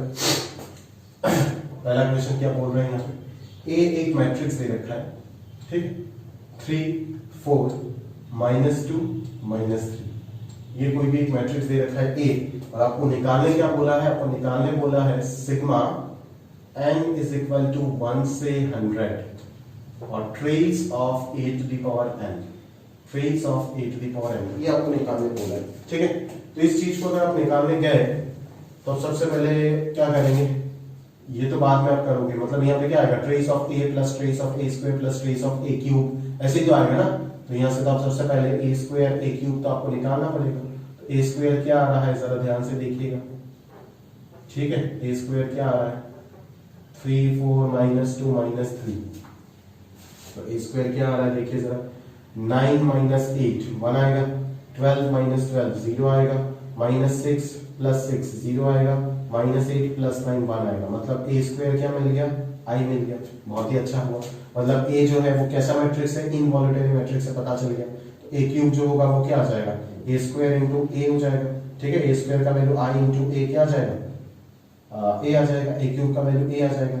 a टू द पावर 4 का अगर मैं बात करूं तो a टू द पावर 4 हो जाएगा a cube into a cube का वैल्यू a है, a और a तो है ही यहाँ पे, तो a स्क्वायर और a स्क्वायर का वैल्यू हमें क्या पता है, i पता है। क्लियर है? समझ रहे हो ना। तो अगर आपका a स्क्वायर का वैल्यू i मिल गया है तो आप ये ऑलरेडी जानते हो कि a to the power odd का आंसर आ जाएगा a और a to the power even का आंसर आ जाएगा i, है ना। ये इनवॉल्यूटरी मैट्रिक्स में ऑलरेडी मैंने पढ़ा दिया। तो इसी लॉजिक को यूज करके अपन ये ट्रेस निकाल सकते हैं आराम से। तो इसका मतलब क्या हो जाएगा, इसका मतलब trace of a plus trace of a square plus trace of a cube and so on चलता जाएगा आपको कहां तक, trace of a to the power 100। तो ट्रेस ऑफ a क्या है दोस्त, a का ट्रेस देख ले, सम ऑफ ऑल डायगोनल एलिमेंट्स कितना है, 0 है, ठीक है। फिर ट्रेस ऑफ a स्क्वायर क्या हो जाएगा, a स्क्वायर का ट्रेस हो जाएगा 2, ठीक है। फिर a क्यूब का ट्रेस, a क्यूब तो a के इक्वल ही है और a जहां पे आ रहा है 0 आएगा, फिर 2 आएगा, मतलब एग्जैक्टली यहाँ पे 50 0 आएगा और 52 आएगा। तो समेशन कितना हो जाएगा, 50 × 2 100 हो जाएगा आंसर। क्लियर है क्या, समझ लो। तो इस तरीके से सिंपल क्वेश्चन आपको कहीं भी जी में या फिर बोर्ड इनफैक्ट एडवांस में भी किसी ऑप्शन में आ जाता है ये सब, ठीक है क्या, क्लियर है। तो ध्यान से समझ के रखिएगा कि किस तरीके से वो क्वेश्चन को अप्रोच कर रहे हैं और सॉल्व भी कर रहे हैं, पर सॉल्यूशन में प्रॉपर्ली बना नहीं रहा हूं, आप अच्छे से वी हैव वगैरह सब कुछ लिख करके फलाना चीज सॉल्यूशन बना करके रखिएगा। क्लियर है क्या, चलिए आगे बढ़ते हैं। अगला मैट्रिक्स तो मुझे क्वेश्चन तो सिंपल दिख रहा है, ये periodic matrix with period t है, तो obviously a to the power 4 क्या हो जाएगा, a के इक्वल हो जाएगा। तो a टू द पावर 6 पे a to the power 4 into a square लिख देंगे। फिर यहाँ पे आ जाएगा आपका सच दैट, अच्छा ये सच दैट कंडीशन दिया हुआ है, देन ad कितना है पूछा है ना, ठीक है कर देता हूँ, कोई दिक्कत नहीं, ठीक है उधर कर देते हैं। आपको बोला है कि A is a periodic matrix with period 3 given ये लिख देता हूं अच्छे से, A is A periodic matrix with period 3, मतलब ये पीरियड दिया हुआ है आपको, A is A periodic matrix, A is A periodic matrix with period 3, with period 3, therefore a to the power 3 plus 1 is equal to a। Clear है? यही तो आएगा ना condition, that is a to the power 4 का value किसके इक्वल हो जाएगा, a के इक्वल हो जाएगा। अगेन आपको एक और कंडीशन दिया गया है यहाँ पे, और वो कंडीशन क्या है आप ध्यान से देख सकते हैं, a to the power 6 plus b का वैल्यू i दिया हुआ है, और फिर आपको ab का वैल्यू निकालने बोला है। तो अगर आपको ab निकालना है तो ऑब्वियसली आप समझ ही गए होंगे कि आपको करना क्या होगा, कि a से प्री मल्टीप्लाई तो करना ही होगा, नहीं तो ab जनरेट कहां से करोगे, ab जनरेट तो करना पड़ेगा ना ab निकालने के लिए। तो एग्जैक्टली ये क्या हो जाएगा, ये a to the power 7 हो जाएगा प्लस ab हो जाएगा और a into i a हो जाएगा। जो भी प्रॉपर्टी आप यूज कर रहे हो ना, यहाँ पे प्री मल्टीप्लाई कर रहे हो, यहाँ पे आइडेंटिटी प्रॉपर्टी यूज कर रहे हो, सब लिखिएगा। आइडेंटिटी और डिस्ट्रीब्यूटिव दोनों प्रॉपर्टी यूज कर रहे हो तो दोनों लिखिएगा, आइडेंटिटी भी कर रहे हो, डिस्ट्रीब्यूटिव भी कर रहे हो, यहाँ पे आप प्री मल्टीप्लाई कर रहे हो विद द मैट्रिक्स A, ठीक है, ये सब लिखना पड़ेगा। अभी a to the power 7 में मैं ये रिलेशन यूज कर सकता हूँ ना, ठीक है, इसको मैं क्या लिख सकता हूँ, a to the power 4 into a cube plus ab is equal to a, ठीक है, और a to the power 4 को मैं a into a cube लिख सकता हूँ, बिकॉज मुझे पता है फ्रॉम 1 मैंने ये चीज सीख के रखा है, तो ये क्या आ गया वापस a to the power 4 ही आ गया। अगर ये a to the power 4 आ गया तो ये किसके इक्वल हो जाएगा, a के इक्वल हो जाएगा फ्रॉम 1 अगेन, ठीक है। और अभी मैं क्या कर दूंगा, ab इज इक्वल टू क्या कर दूंगा, a माइनस a, जो कि आ जाएगा मेरा नल मैट्रिक्स। तो यहां से ab क्या निकल करके आ गया, नल मैट्रिक्स। सिंपल है, प्रॉपर्टी बेस्ड प्रॉब्लम है, आप कर सकते हो, इतना डिफिकल्ट नहीं है, ठीक है। क्लियर है क्या? चलो आगे बढ़ते चलिए। हाँ, next question, very good question, बहुत बढ़िया क्वेश्चन। चलो ये करके देता हूं, नंबर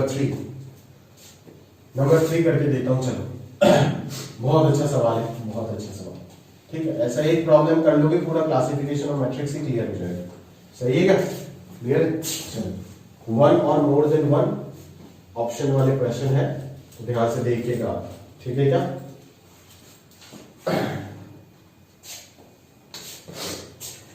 जैसे नंबर 3 पे क्या बोला है, 3 पे बोला है कि A and B are two matrices such that AB is equal to B बोला है और BA का वैल्यू A बोला है, ठीक है। और 4 ऑप्शन आपको दे रखा है, ठीक है। पहला ऑप्शन क्या दिया है कि A is an idempotent matrix, A is an idempotent matrix। Second option में दिया है B is an idempotent matrix। Third option में दिया है कि A minus B is an idempotent matrix, और फोर्थ ऑप्शन में दिया है कि A minus B is a nilpotent matrix। ये आपको जज करना है। कैसे जज करेंगे यहाँ पे? सबसे पहले ऑप्शन ए चेक करना होगा। 4 ऑप्शन में 4 अलग अलग इंफॉर्मेशन है, तो चेक करना पड़ेगा 1 और मोर देन 1 वाला ऑप्शन। तो ए बी बराबर बी है, यहां से क्या कर सकते हैं, ए आइडेंपोटेंट मैट्रिक्स है ये। तो इसमें जब भी मैं काम कर रहा हूं, आप खुद सोचो ना, इसमें जब भी मैं काम कर रहा हूं तो मैं एक ही चीज यूज करूंगा ना। मैं सोचूंगा कि कैसे मैं ये रिजल्ट यहाँ पे जनरेट कर सकता हूं। तो ये रिजल्ट अगर यहाँ पे जनरेट करना होगा तो आप क्या कर सकते हो, यहाँ पे बी ए आपको चाहिए होगा ना, तो ए से आप पोस्ट मल्टीप्लाई कर लो। ए से क्या कर लो, पोस्ट मल्टीप्लाई कर लो, दोनों को पीछे पीछे मल्टीप्लाई कर लो। या तो प्री मल्टीप्लाई कर सकते हो या तो पोस्ट मल्टीप्लाई कर सकते हो। ऐसा तो नहीं कर सकते हो ना कि ए को इधर लगाए और बी इधर, ए को इधर लगाए, इधर लेफ्ट में लगाए इधर राइट में लगाए, ये नहीं कर सकते, ये गलत है। या तो दोनों को लेफ्ट में लगाओ जो कि प्री मल्टीप्लाई कहलाता है, या तो दोनों को राइट में लगाओ जो कि पोस्ट मल्टीप्लाई होता है, ठीक है। तो यहां से हम क्या कर सकते हैं दोस्त, यहां से एसोसिएटिव लगा सकते हैं, तो ये आ जाएगा बी ए, यहां से एसोसिएटिव लगा सकते हैं। तो ये बी ए का वैल्यू आपको ऑलरेडी पता है कि ये ए है और ये ए का वैल्यू ए है, आप जानते हो। तो यहां से क्या निकल करके आ गया, A square equal to A and A square equal to A अगर होता है तो ये क्लियर हो गया कि ए जो है वो क्या है, आइडेंटिटी मैट्रिक्स है। सिमिलरली सेकंड वाले पे चलते हैं, बी ए इक्वल टू ए पे चलते हैं, और अब की बार हम ए बी को जनरेट करने का कोशिश करेंगे। अगर ए बी को जनरेट करने का कोशिश करेंगे तो हम दोनों तरफ बी से पोस्ट मल्टीप्लाई कर देंगे, ठीक है। अगेन एसोसिएटिव, तो यहां से b इंटू बी क्या जाएगा, B square equal to B, मतलब बी भी आइडेंटिटी मैट्रिक्स प्रूफ हो गया। क्लियर है क्या? ये क्वेश्चन बोर्ड एग्जाम में अगर आता है तो प्रूफ के फॉर्मेट में भी आ सकता है। मैं तो एक साथ 4 क्वेश्चन करा रहा हूं। ठीक है क्या? चलो अगले वाले चेक करते हैं। अगला वाला क्या है कि a minus B is idempotent. तो a माइनस बी अगर आइडेम्पोटेंट होता है तो a माइनस बी कोई भी फलाना मैट्रिक्स, अगर c कोई भी मैट्रिक्स है, वो अगर आइडेंटिटी मैट्रिक्स होता है, सॉरी आइडेम्पोटेंट मैट्रिक्स होता है, तो ऑब्वियसली क्या होगा, c स्क्वायर का वैल्यू c के इक्वल होगा। तो अगर मुझे चेक करना है कि a माइनस बी आइडेम्पोटेंट है या नहीं, तो मुझे a माइनस बी का होल स्क्वायर चेक करना पड़ेगा। क्या a माइनस बी का whole square a minus B आ रहा है या नहीं? अगर आ रहा है तो बिल्कुल सही है, अगर नहीं आ रहा है तो गलत है। ठीक है, चलो कि a माइनस बी का होल स्क्वायर चेक करते हैं। ये क्या आएगा, a square minus A B minus B A plus B square हो जाएगा। यही तो होगा ना भाई? हाँ यही होगा। क्लियर है क्या? समझ लो, अभी ए बी और बी ए तो आपको यहाँ पे वैल्यू दिया गया है, और ए स्क्वायर और बी स्क्वायर का वैल्यू भी आप जानते हो, बिकॉज ए और बी आइडेम्पोटेंट मैट्रिक्स आप हो गया ना, तो ए स्क्वायर और बी स्क्वायर का वैल्यू भी आप जानते हो। ये ए आएगा, ए बी का वैल्यू बी आएगा, बी ए का वैल्यू ए आएगा, और बी स्क्वायर का वैल्यू बी आएगा। तो आराम से आप समझ रहे हो क्या कि यहाँ पे बी माइनस बी क्या हो गया, खलास, और A minus A B null matrix. ठीक है ना? तो यहाँ पे आराम से ऐसे लिख सकते हैं ना, माइनस कॉमन लेकर के ए माइनस बी, है ना? तो सेम मैट्रिक्स से वही मैट्रिक्स अगर सब्ट्रैक्ट कर दोगे तो यहाँ पे क्या आ जाएगा, जीरो आ जाएगा। क्लियर है क्या? a माइनस बी अगर होल स्क्वायर जीरो है तो ये a माइनस बी के इक्वल तो नहीं आया। अगर ये a माइनस बी के इक्वल आता तब ये आइडेम्पोटेंट मैट्रिक्स होता, बट एज ये जीरो आ गया तो किसी मैट्रिक्स के पावर में अगर कुछ रखते हैं और आंसर अगर जीरो आ जाता है तो हम उस मैट्रिक्स को बोल देते हैं नीलपोटेंट मैट्रिक्स, और वो least integral value of k को हम क्या बोल देंगे, इंडेक्स ऑफ नीलपोटेंसी। तो a minus B must be a nilpotent matrix, idempotent नहीं होगा, नीलपोटेंट होगा, क्योंकि आइडेम्पोटेंट अगर होता तो यहाँ पे a माइनस बी घूम के मुझे आंसर में मिलता, बट एज मुझे यहाँ पे ये नहीं मिला तो ये एक नीलपोटेंट मैट्रिक्स होगा विद इंडेक्स ऑफ नीलपोटेंसी 2। ठीक है ना? इसको 1 + 1 मत लिख देना, 1 + 1 इसको हम पीरियोडिक मैट्रिक्स में लिखते हैं। ठीक है ना? याद रखिएगा कि कहां पे क्या होता है। तो this should be a nilpotent matrix. Clear है? समझ रहे हो? तो इस तरीके से हम चीजों को सॉल्व कर रहे होते हैं। अच्छे अच्छे क्वेश्चन से एकदम बढ़िया से नोट्स बना करके लिख के रखो, ताकि बढ़िया से प्रैक्टिस हो आपका और चीजें जो है वो क्लियर होता जाए। 4 आप करोगे यार, 5 आप करोगे, ये सब मेरे को करने का कोई मन नहीं है। 6 भी आप करोगे। Diagonal matrix of order 3, idempotent diagonal matrix. ठीक है, ये सब आप करोगे। A and B idempotent से commute each other to prove that AB is also idempotent matrix। ये सारे प्रॉपर्टी बेस्ड प्रॉब्लम मैंने करा दिया आपको ऑलरेडी। 3 क्वेश्चन अच्छे क्वेश्चन करा दिया, टोटल 8 क्वेश्चन है, तो मैं 7 करा देता हूँ, अगला 7 कर देता हूँ, और रिमेनिंग 4 क्वेश्चन आपका होमवर्क हो जाएगा। क्लियर है क्या? तो चलिए 7 देखते हैं। Find all idempotent diagonal matrix of order 3।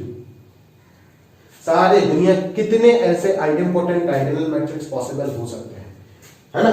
तो let A is equal to diagonal matrix अगर कंसीडर करना है तो करो, अल्फा बीटा गामा, और यहाँ पे 0 0 0। मुझे नहीं पता कि अल्फा बीटा गामा 0 हो सकता है या नहीं हो सकता है, हो भी सकता है नहीं भी हो सकता है। ठीक है?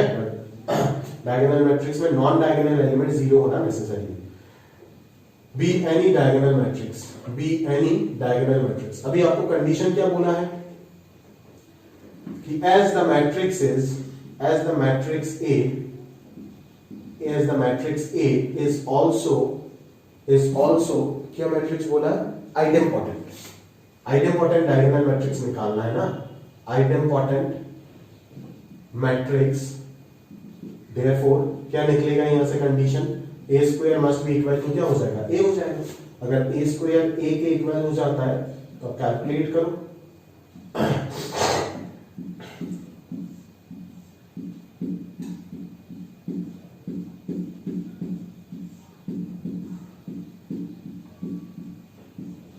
और मैंने आपको लास्ट क्लास में प्रॉपर्टी में सिखाया भी था मैट्रिक्स मल्टीप्लिकेशन का, कि अगर 2 डायगोनल मैट्रिक्स है तो उनका प्रोडक्ट करना बड़ा सिंपल है, डायरेक्टली डायगोनल एलिमेंट्स को प्रोडक्ट कर दो। बट ये आप जेई में यूज कीजिएगा, बोर्ड में भी कर सकते हो, कोई दिक्कत नहीं है, क्योंकि प्रोडक्ट करके तो यही आएगा। अभी बोर्ड वाले को पता थोड़ी ना होगा कि आपने मैट्रिक्स मल्टीप्लिकेशन का रूल से प्रोडक्ट किए या फिर डायरेक्टली प्रॉपर्टी अप्लाई कर दी। लिखोगे तो यही ना दोस्त। ठीक है? अभी अगर ये दोनों मैट्रिक्स इक्वल है और एग्जैक्टली इक्वल होगा, क्योंकि 3/3 है, तो आपको क्लियरली यहाँ से अल्फा स्क्वायर का वैल्यू अल्फा मिल रहा होगा, बीटा स्क्वायर बीटा मिल रहा होगा, और गामा स्क्वायर गामा मिल रहा होगा। तो अल्फा का वैल्यू 0 1, बीटा का वैल्यू भी यहाँ से 0 1, और गामा का वैल्यू भी यहाँ से 0 1 आ जाएगा। ठीक है? तो यहाँ पे दो पॉसिबिलिटी है। तो ऐसे कितने मैट्रिक्स पॉसिबल हो सकते हैं दुनिया में? ऐसे कितने आइडेम्पोटेंट डायगोनल मैट्रिक्स पॉसिबल हो सकते हैं? आइडेम्पोटेंट भी हो और डायगोनल भी हो, इस तरह का क्वेश्चन पूछा जा सकता है। तो कितने पॉसिबल हो सकते हैं? अभी तो प्योरली यहाँ पे पीएनसी लगाना है और तो कुछ है नहीं, ठीक है ना।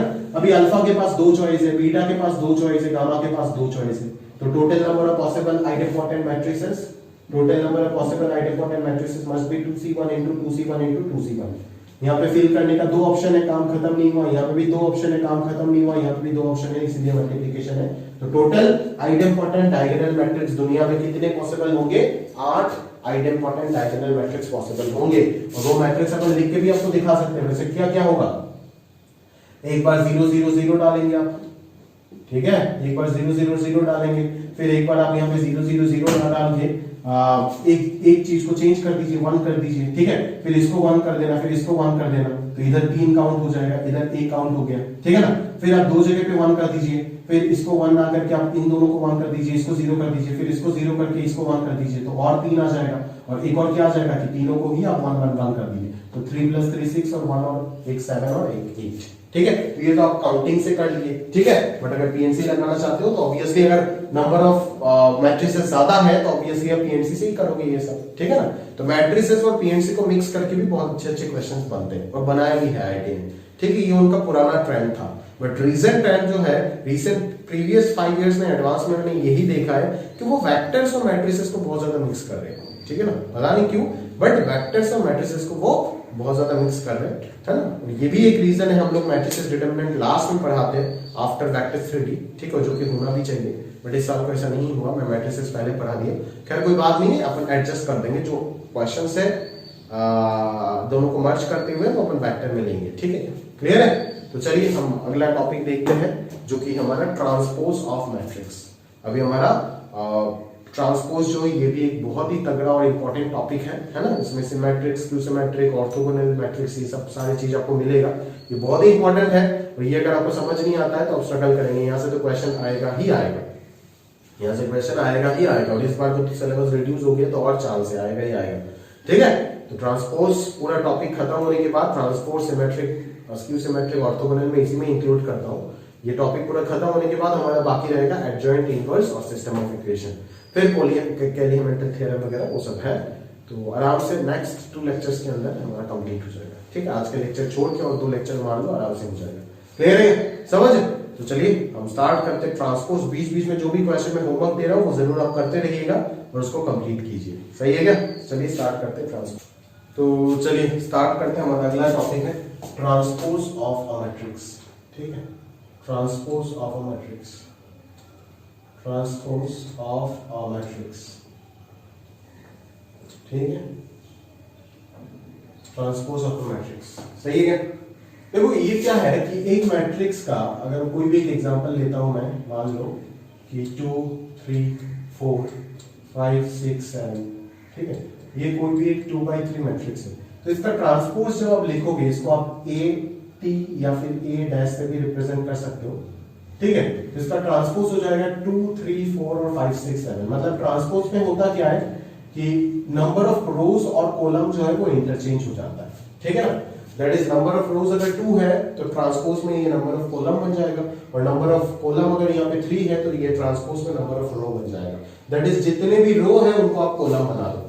ये रो है ना, इस रो को उठा करके कॉलम बना दो, इस रो को उठा करके कॉलम बना दो, खत्म, ये आ जाएगा ट्रांसपोज, सही है क्या, समझ रहे हो ना। तो इसी को हम क्या बोलते हैं, ट्रांसपोज ऑफ अ मैट्रिक्स बोलते हैं, क्लियर है क्या, समझ रहे हो ना। क्लियर है, इसीलिए देखोगे आप लोग पूछ भी देते, मेरे को डाउट कि एनसीईआरटी में सर ट्रांसपोज वर्ड दिख गया, डिटरमिनेंट में आप ट्रांसपोज वर्ड आपको मिल जाएगा कहीं ना कहीं पे, क्योंकि ये जो चीज अपन करते हैं ट्रांसपोज, डिटरमिनेंट में भी तो प्रॉपर्टी था ना ये चीज कि रोज को अगर कॉलम बना देते हैं तो डिटरमिनेंट वैल्यू में कोई चेंज नहीं आता है, याद होगा आपको, ठीक है। सारे रोज को अगर कॉलम बना देते हैं तो वो जो डिटरमिनेंट था वो ट्रांसपोज डिटरमिनेंट ही तो होगा ना, समझ लो मेरी बात, क्लियर है।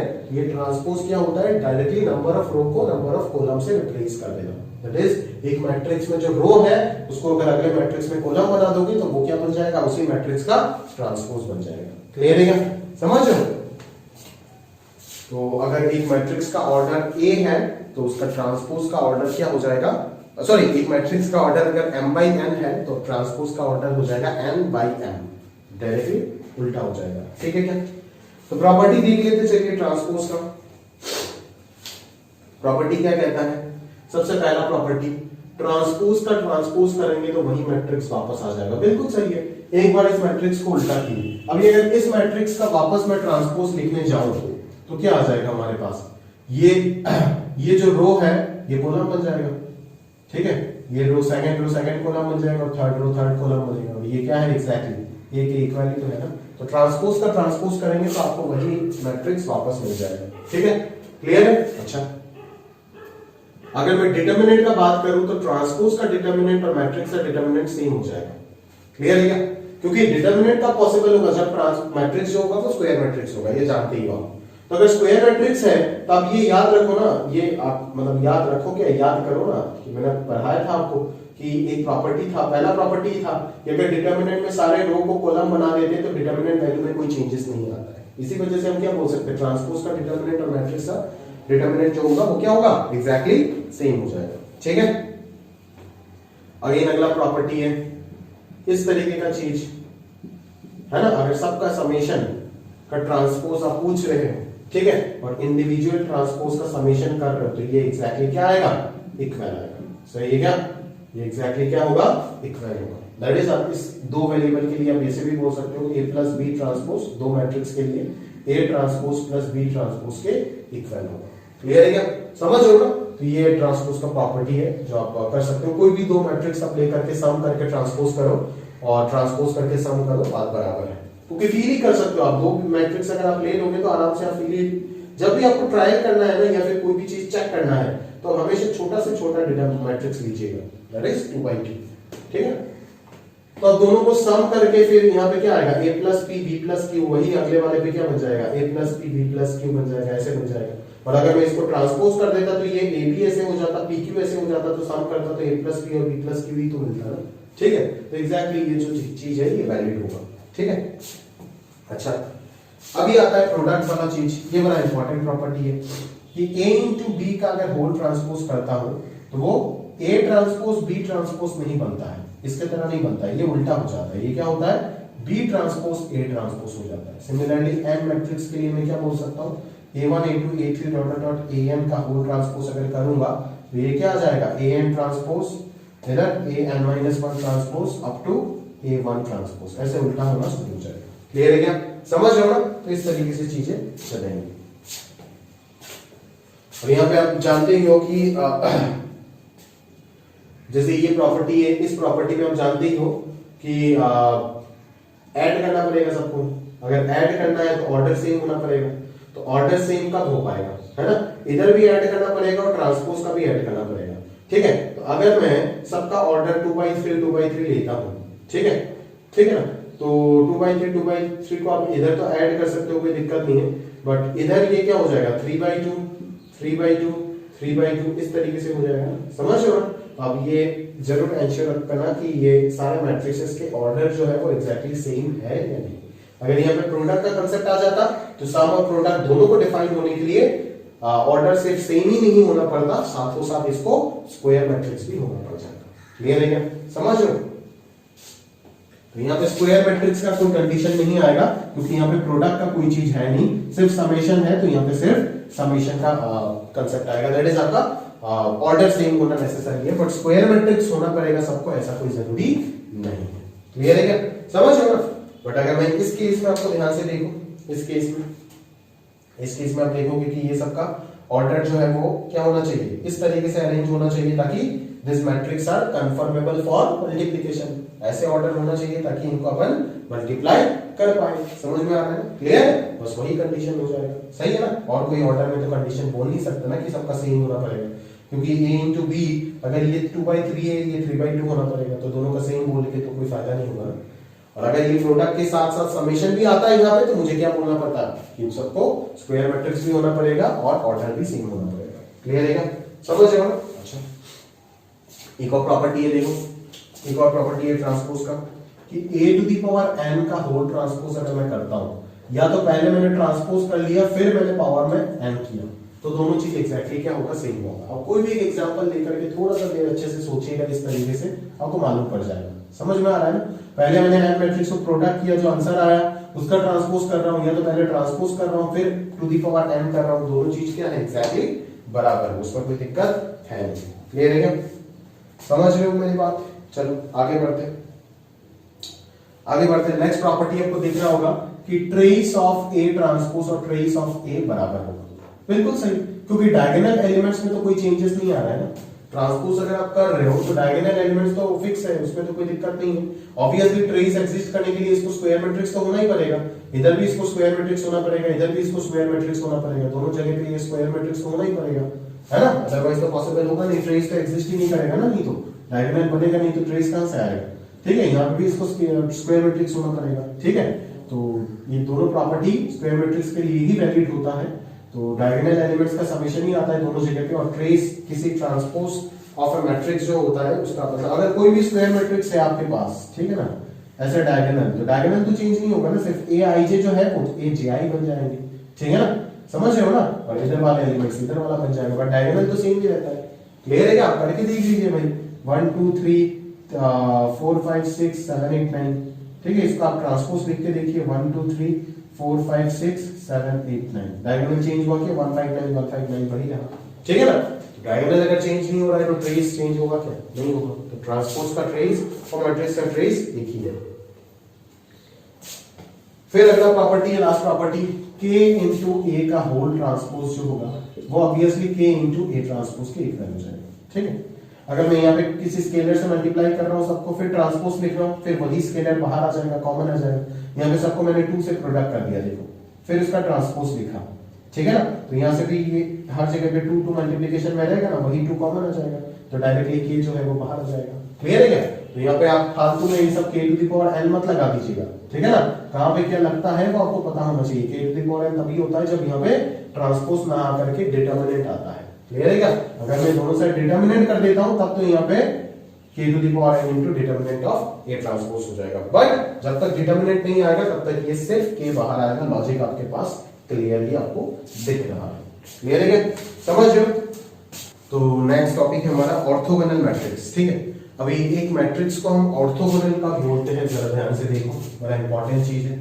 एक मैट्रिक्स को हम ऑर्थोगोनल मैट्रिक्स तभी बोलते हैं जब a इंटू ए ट्रांसपोज का वैल्यू i, या तो a ट्रांसपोज इंटू ए का वैल्यू i मिल जाता है मुझे, तब मैं उस मैट्रिक्स को क्या बोल सकता हूं, उस मैट्रिक्स को मतलब a को मैं क्या बोल सकता हूं, एक ऑर्थोगोनल मैट्रिक्स बोल सकता हूं। क्लियर है क्या? समझ रहे हो ना मेरी बात? ठीक है, तो और a इंटू ए ट्रांसपोज हमेशा क्या होगा, एक स्क्वायर मैट्रिक्स के इक्वल ही होगा। आप समझ ही रहे हो, क्योंकि a का मैट्रिक्स अगर m by n है और a ट्रांसपोज का मैट्रिक्स हो जाएगा n by m, तो दोनों को प्रोडक्ट तो कर सकते हो, तो n m जाएगा यहाँ से, तो अल्टीमेटली जो ऑर्डर आएगा वो m by m आ जाएगा। तो ये अल्टीमेटली आइडेंटिटी मैट्रिक्स एक स्क्वायर मैट्रिक्स होता है, तो दोनों साइड स्क्वायर मैट्रिक्स है, उसका तो कोई चिंता नहीं है। बट अगर ये प्रॉपर्टी जो जो मैट्रिक्स फॉलो करता है उन सभी मैट्रिक्स को मैं क्या बोलता हूँ, ऑर्थोगोनल मैट्रिक्स बोल सकते हैं। ऑर्थोगोनल मतलब ये आप जानते हो, परपेंडिकुलर। ठीक है, क्लियर है? तो देखो यहाँ पे सबसे पहला कंडीशन आता है डिटर्मिनेंट क्या होगा, ऑर्थोगोनल मैट्रिक्स का डिटर्मिनेंट क्या होगा। तो अगर ऑर्थोगोनल मैट्रिक्स का डिटर्मिनेंट के बारे में आपको इतना जानकारी लेना ही है तो इस कंडीशन पे दोनों तरफ डिटर्मिनेंट ऑपरेट कर दीजिएगा, क्योंकि मैट्रिक्स अगर इक्वल है तो दोनों का डिटर्मिनेंट भी इक्वल होगा। तो एक्जेक्टली यहाँ पे 1 आ जाएगा, तो ये क्या आ जाएगा कि डिटर्मिनेंट ऑफ a का स्क्वायर इक्वल टू 1, तो ऑब्वियसली डिटर्मिनेंट ऑफ a क्या आ जाएगा, प्लस माइनस 1। ठीक है ना, तो ऑर्थोगोनल मैट्रिक्स का डिटर्मिनेंट वैल्यू क्या आ जाएगा, प्लस माइनस 1, या तो 1 हो सकता है या तो माइनस 1 हो सकता है। a अगर ऑर्थोगोनल है तो a ट्रांसपोज भी ऑर्थोगोनल होगा। बिल्कुल बिल्कुल सही बात है।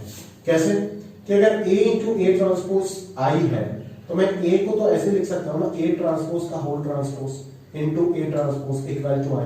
तो देखो, तो ये प्रॉपर्टी क्या है, अगर a ट्रांसपोज को मैं b बोल देता हूं तो यहाँ पे b transpose b equal to i मिल रहा है, तो ये किसका प्रॉपर्टी है, ये तो ऑर्थोगोनल का प्रूफ है ना। बट यहाँ पे b मैट्रिक्स क्या प्रूफ हो गया, ऑर्थोगोनल है। What is b? b is a transpose. तो आराम से ये प्रूफ हो जाता है कि a अगर ऑर्थोगोनल है तब जाकर के a ट्रांसपोज ऑर्थोगोनल होगा। ठीक है, ऐसा नहीं है कि a ट्रांसपोज हमेशा ऑर्थोगोनल होगा। a अगर ऑर्थोगोनल है, क्योंकि ये जो है ये आपका प्राइमरी कंडीशन था ना, इस जगह से आपने डिराइव किए, तो ये आपको कब मिलेगा, जब a ऑर्थोगोनल होगा। a अगर ऑर्थोगोनल है तो उसका ट्रांसपोज भी ऑर्थोगोनल होगा। अगला प्रॉपर्टी है A and B are orthogonal then A B and B A are also orthogonal where A and B are square matrix of order n। ठीक है, ए और बी अगर ऑर्थोगोनल है तो क्या मिलेगा, ए ट्रांसपोज आई मिलेगा और वही चीज ए ट्रांसपोज ए के इक्वल होगा। बी अगर ऑर्थोगोनल है तो B transpose equal to I equal to B transpose B होगा। और अभी हमें ये प्रूव करना है कि ए बी और बी ए भी ऑर्थोगोनल होगा। तो ए बी और बी अगर ऑर्थोगोनल होता है तो ये चलेगा ना, this into this transpose should be I. अभी देखते हैं ये आई के इक्वल होता है या नहीं होता है। तो ए बी होल ट्रांसपोज क्या हो जाएगा, बी ट्रांसपोज ए ट्रांसपोज के इक्वल हो जाएगा। क्लियर है? तो यहां से आराम से अपन क्या लगा सकते हैं, एसोसिएटिव लगा सकते हैं ना। तो ए इंटू ये हो जाएगा बी ट्रांसपोज ए ट्रांसपोज। सही है क्या?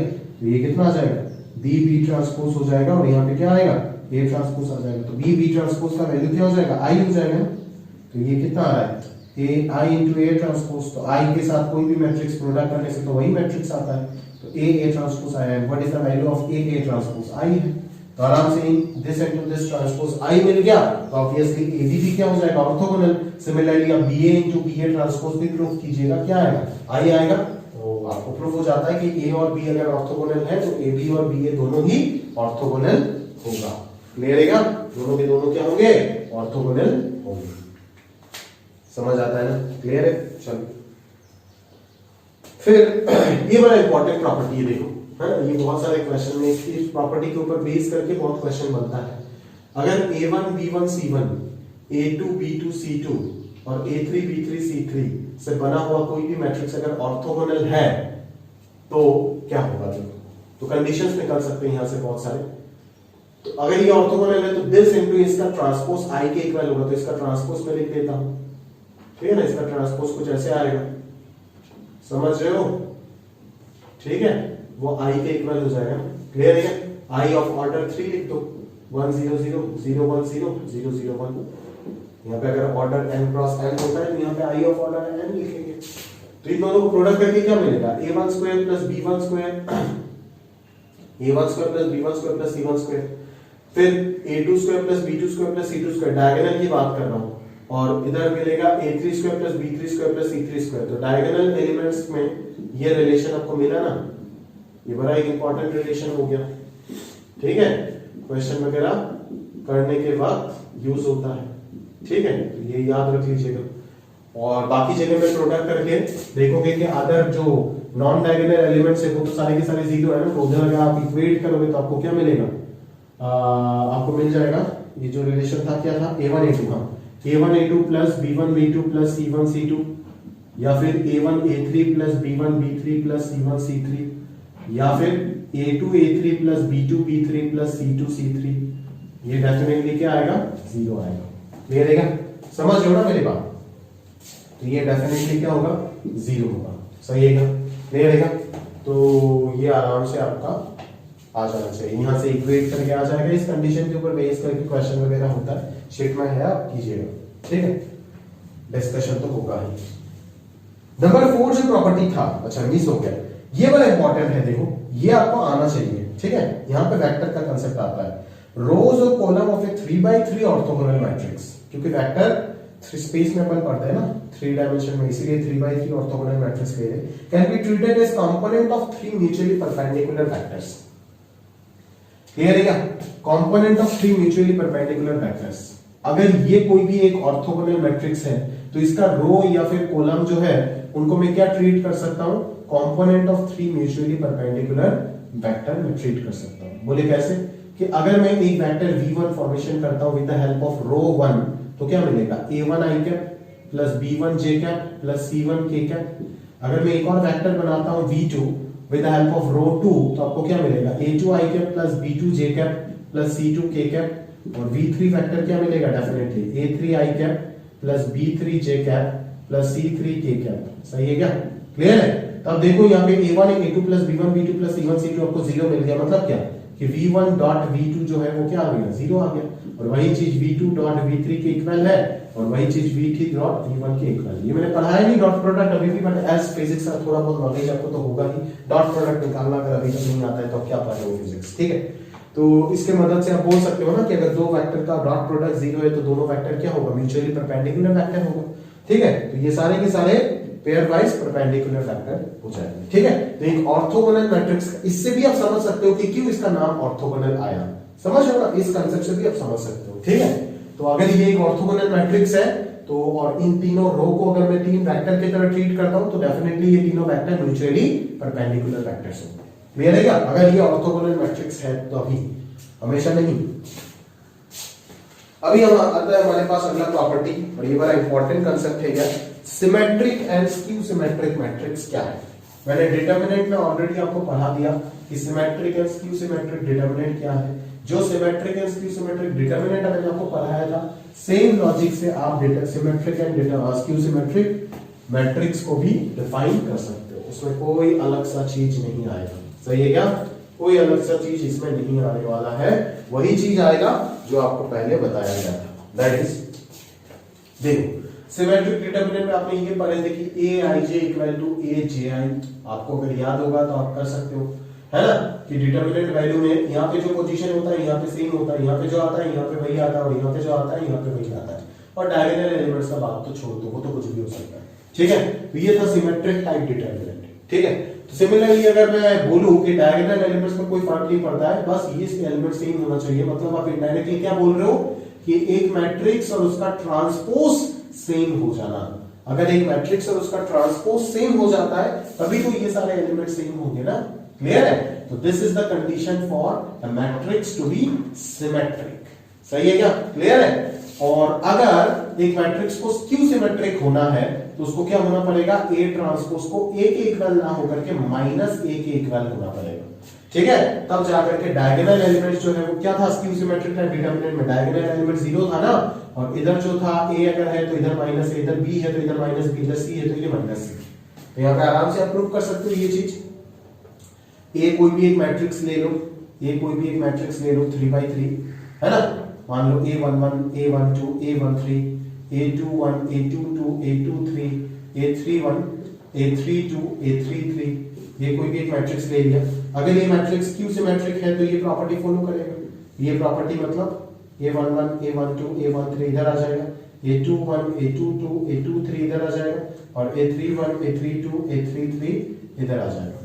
Is equal to minus of A, minus of A क्या आएगा, minus A11 minus A12 minus A13। ठीक है ना, A21 minus A22 minus A23 और minus A31 A32 minus A33, इस तरीके की चीज आ जाएगी।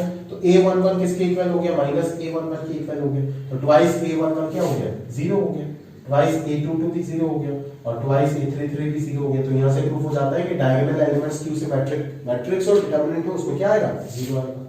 और यहाँ पे आप देख रहे हो कि यहाँ पे A-12 है तो यहाँ पे A21 है, मतलब A21 equal to minus A12 है, A31 equal to minus A13 है, और A23 equal to minus A32 है। ठीक है, तो ये तीन चीज है कि आपस में ये माइनस माइनस हो जाएगा, और बाकी डायगोनल एलिमेंट्स क्या होंगे, 0 होंगे। This is the condition for skew symmetric type matrix, और this is the condition, required condition for symmetric, और ये हो गया स्क्यू सिमेट्रिक मैट्रिक्स का कंडीशन। ठीक है, समझ लो। चलो अभी हम प्रॉपर्टीज देखते हैं। सबसे पहला properties, determinant value of odd order skew symmetric matrix is 0। ये ऑलरेडी मैंने बता दिया था कि odd order skew symmetric determinant क्या होता है, 0 होता है, और even order skew symmetric determinant का आंसर परफेक्ट स्क्वायर मिलता है। ये ऑलरेडी मैंने डिटरमिनेंट में एक्सप्लेन कर दिया, अब ये और नहीं करूंगा।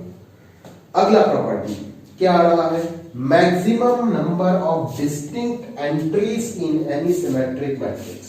ठीक है, किसी भी सिमेट्रिक मैट्रिक्स में मैक्सिमम डिस्टिंक्ट एंट्रीज आप कितना दे सकते हो, सोचो। ये सब के ऊपर क्वेश्चन पूछा जाएगा। यहाँ पे मैं पीएमसी भी इन्वॉल्व कर सकता हूँ ये सब क्वेश्चन के साथ। ठीक है ना, बड़ा अच्छा क्वेश्चन बन सकता है। क्लियर है, simple concept of PMC and matrices mix करके यहाँ पे ये सब क्वेश्चन बनता है। तो स्क्यू सिमेट्रिक डिटरमिनेंट अगर है तो मैक्सिमम डिस्टिंक्ट एंट्रीज कितना दे सकते हो आप। मान लो डायगोनल में सारे के सारे वो क्या कर दिए, डिस्टिंक्ट कर दिए। अभी यहाँ पे जो करोगे इधर तो वो होना ही पड़ेगा, यहाँ पे जो लिखोगे इधर तो वो होना ही पड़ेगा, और यहाँ पे जो लिखोगे वो इधर होना पड़ेगा। ठीक है, तो अपर ट्राइंगल और लोअर ट्राइंगल मिल करके मैक्सिमम में 3 डाल सकता हूं। ठीक है, और तीनों डायगोनल में अलग अलग और 3 डाल दिया। समझ रहे हो, क्लियर है क्या, समझ आ रहा है मेरी बात, कंफर्म है ना? तो बस वही चीज था। तो यहाँ पे टोटल कितना आ जाएगा, 6 आ जाएगा, ठीक है ना। बट अगर मैं ऑर्डर n का देखूं तो ऑर्डर n में मैं कितना डाल सकता हूँ मैक्सिमम, ऑर्डर n में मैं कितना डाल सकता हूँ मैक्सिमम, ये मेरे को बोलो डिस्टिंक्ट एंट्रीज मैक्सिमम कितना पॉसिबल हो सकता है, ठीक है, कितना पॉसिबल हो सकता है। देखो देखो इसमें से और इसमें से, इसमें से और इसमें से 6 आ रहा है ना, 6 में से तो एग्जैक्टली 3 ही डाल रहे हो आप, यहाँ पे 3 डाल दोगे तो और यहाँ पे डालने का जरूरत नहीं होगा। तो अगर आपके पास n बाई n डिटर्मिनेंट है, मतलब स्क्वायर मैट्रिक्स है, तो आप क्या कर सकते हो, यहाँ पे n बाई n अगर स्क्वायर मैट्रिक्स है, क्योंकि ये सारे के सारे स्क्वायर मैट्रिक्स का ही बात चल रहा है, ठीक है ना। तो अगर n by n square matrix है तो आप यहां पे कैसे सोच सकते हैं, इधर कितने डाल सकते हैं maximum distinct, n square minus n divided by 2 triangular matrix में बताया था।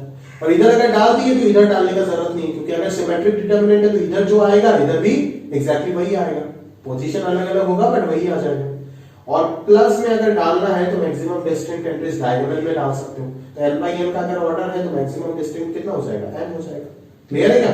तो यहाँ पे टोटल कितना आएगा, n square plus n divided by 2 that is n into n plus 1 by 2। ये हो जाएगा एक सिमेट्रिक मैट्रिक्स में मैक्सिमम डिस्टिंक्ट पॉसिबल एंट्रीज, ठीक है, जो हमने निकाला है।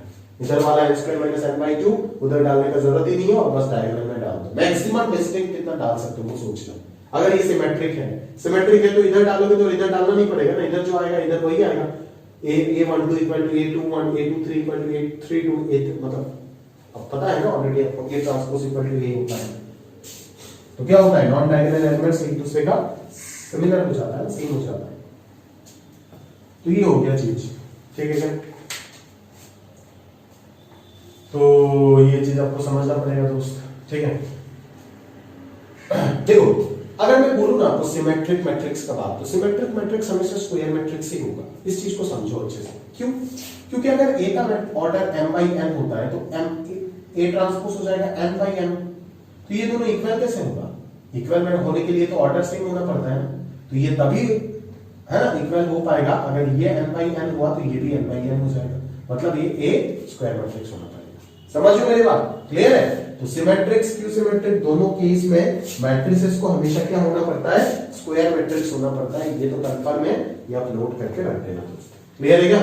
समझो अभी maximum distinct entries in case of a skew symmetric matrix अगर मैं जज करने जाता हूं तो क्या होगा, स्क्यू सिमेट्रिक मैट्रिक्स में मैक्सिमम डिस्टिंक्ट एंट्रीज कितने पॉसिबल होंगे, बोलो कितने पॉसिबल। बट ये याद है ना, सिमेट्रिक स्क्यू सिमेट्रिक में तो स्क्वायर मैट्रिक्स होना पड़ेगा, बट ऑर्थोगोनल में स्क्वायर मैट्रिक्स होना ऐसा कोई नेसेसरी नहीं है, ठीक है ना।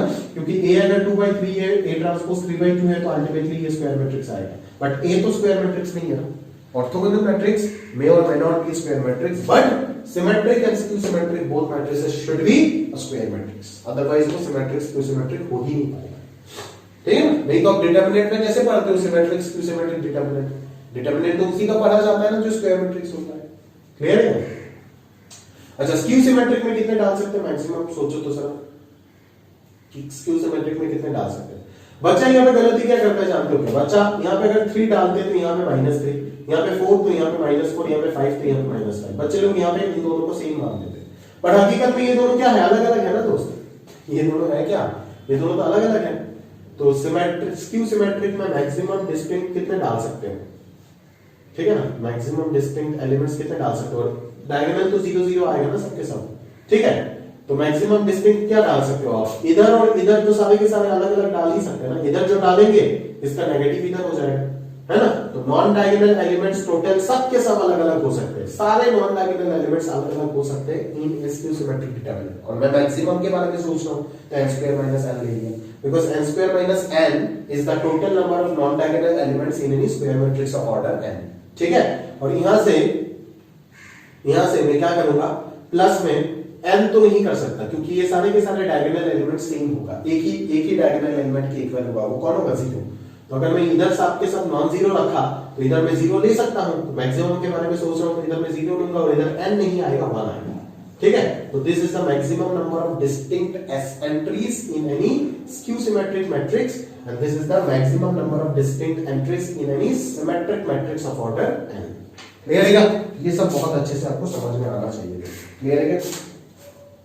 अगला प्रॉपर्टी देखो, A कोई भी एक स्क्वायर मैट्रिक्स है तो A plus A transpose symmetric होगा और A minus A transpose skew symmetric होगा। बिल्कुल, ये मैं प्रूफ करके दे सकता हूं आपको। ये सब का प्रूफ आप क्या कीजिएगा, ठीक है? प्रूफ अगर नहीं करेंगे, यहाँ पे जितने भी प्रॉपर्टीज लिखा गया है शीट में, तो सबका प्रूफ करना पॉसिबल नहीं है। क्लास में मैं आपको लॉजिक बता के दे रहा हूं, आप प्रूफ कीजिएगा, ठीक है?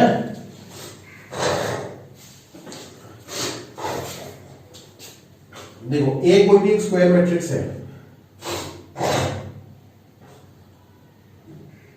तो A प्लस A ट्रांसपोज आपको सिमेट्रिक मैट्रिक्स बता रहा है। A सिर्फ स्क्वायर मैट्रिक्स होने से काम नहीं चलेगा, A को सिमेट्रिक भी होना पड़ेगा। तो A प्लस A ट्रांसपोज को सिमेट्रिक या स्क्यू सिमेट्रिक, अगर किसी भी मैट्रिक्स को सिमेट्रिक या स्क्यू सिमेट्रिक चेक करना है तो आप क्या करेंगे? उसका ट्रांसपोज निकालेंगे ना। उसका ट्रांसपोज क्या आएगा? Obviously A transpose plus B transpose आएगा, ठीक है? तो ये क्या होगा? A ट्रांसपोज प्लस A के इक्वल हो जाएगा और by property of matrix addition is commutative हम ये चीज लिख सकते हैं। तो इसका ट्रांसपोज इसी के इक्वल आ गया, therefore this matrix is a symmetric matrix, है ना? A को सिमेट्रिक होना नहीं पड़ेगा, सॉरी मैंने गलत ही बोल दिया, बट A अगर स्क्वायर मैट्रिक्स है तो A प्लस A ट्रांसपोज हमेशा एक सिमेट्रिक मैट्रिक्स होगा और A माइनस A ट्रांसपोज हमेशा स्क्यू सिमेट्रिक मैट्रिक्स होगा। चलो देख लेते हैं, ये क्या आएगा? यही तो आएगा ना। तो ये क्या हो जाएगा? A ट्रांसपोज माइनस A हो जाएगा। यहाँ से अगर मैं माइनस कॉमन ले लूंगा तो ये A माइनस A ट्रांसपोज आ जाएगा। क्लियर है क्या? समझ लो, इसका ट्रांसपोज माइनस ऑफ दिस के इक्वल आ रहा है, therefore this should be A skew symmetric matrix. Clear है क्या? याद रखना, A to the power k is symmetric matrix if and only if A is symmetric। ठीक है, बिल्कुल सही है कि A to the power k symmetric कब होगा? इस चीज को मैं कैसे लिख सकता हूं? A to the power k whole transpose, इसको मैं A transpose whole to the power k लिख सकता हूं ना।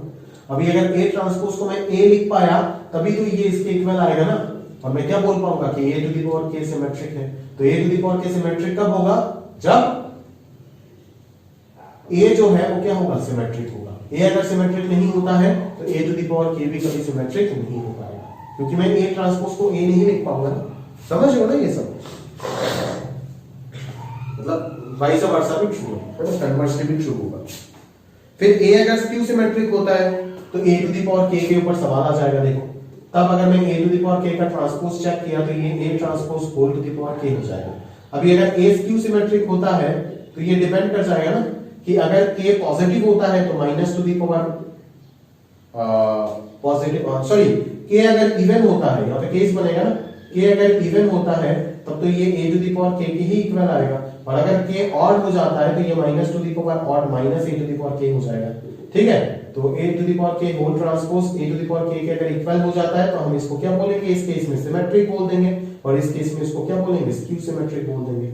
सही है क्या? दैट इज k अगर इवन हो गया तो ये सिमेट्रिक होगा, और k अगर ऑड हो गया तो ये स्क्यू सिमेट्रिक हो जाएगा। क्लियर है? सिंपल सिंपल प्रूफ है, आप आराम से कर सकते हो। मैं करके दे रहा हूं सारी चीज, ठीक है? The sum of two symmetric matrix is a symmetric matrix and the sum of two skew symmetric matrix is a skew symmetric matrix। ये भी आप आराम से प्रूफ कर सकते हो, इसमें भी कोई दिक्कत नहीं है। ठीक है ना? ये भी आप आराम से ये लॉजिक प्रूफ कर सकते हो, कोई दिक्कत नहीं, इसमें कोई इशू नहीं। बोले कैसे सर? दिखाते कैसे? दिखाते कैसे? है ना? मान लेते हैं क्या क्या बोला प्रूफ करने कि ये सारे के सारे एक एक क्वेश्चन की तरह ट्रीट करो, समझे क्या? ये सारे के सारे मैं तो प्रॉपर्टी बना के दिया, बट क्वेश्चन भी आ सकता है ये सब प्रूफ करने के लिए। The sum of two symmetric matrix is a symmetric matrix. ठीक है, तो let P and Q be any two symmetric matrix consider कर लेते हैं। ठीक है, be any two symmetric matrix, let P and Q be any two symmetric matrix. ठीक है, सच दैट P ट्रांसपोज का वैल्यू क्या हो जाएगा? P एंड Q ट्रांसपोज का वैल्यू हो जाएगा Q, क्योंकि ये दोनों सिमेट्रिक है। अब अगर ये दोनों सिमेट्रिक है तो मुझे क्या निकालना है? सम ऑफ टू सिमेट्रिक मैट्रिक्स निकालना है ना, मतलब P प्लस Q का ट्रांसपोज निकालना है। सही है क्या? P प्लस Q का ट्रांसपोज चेक करना है। अगर ये P प्लस Q के इक्वल हो जाता है तो क्या पता चल जाएगा कि P plus Q is symmetric, And what is P and Q? What are P and Q? P and Q are two symmetric matrices. That is, ये प्रूव हो जाएगा कि sum of two symmetric matrices are symmetric matrices. ठीक है? तो यहाँ से transpose का प्रॉपर्टी लगा के आप ये चीज तो लिख ही सकते हो, और P ट्रांसपोज का वैल्यू P है और Q ट्रांसपोज का वैल्यू Q है. ठीक है ना? Therefore क्या आ गया? P plus Q is a symmetric matrix. That is, sum of two symmetric matrix is a symmetric matrix. Is a symmetric matrix. Sum of two symmetric matrix is a symmetric matrix. Clear?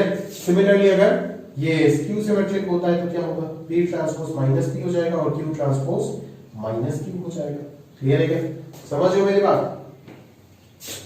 तो अगर ऐसे होता है तो P plus Q whole transpose किसके इक्वल हो जाएगा? P transpose plus Q transpose. P transpose को माइनस P लिख सकते हो, Q ट्रांसपोज को माइनस Q लिख सकते हो. यहाँ से आ जाएगा minus of P plus Q, और ये किसका पहचान है? This transpose equal to minus of that. तो ये किसका पहचान है? कि P plus Q is skew symmetric. तो अगर दो मैट्रिक्स सिमेट्रिक है तो उनका समेशन भी सिमेट्रिक होगा, अगर दो मैट्रिक्स स्क्यू सिमेट्रिक है तो उनका समेशन भी स्क्यू सिमेट्रिक होगा. तो ये आप याद रखिएगा. क्लियर है क्या?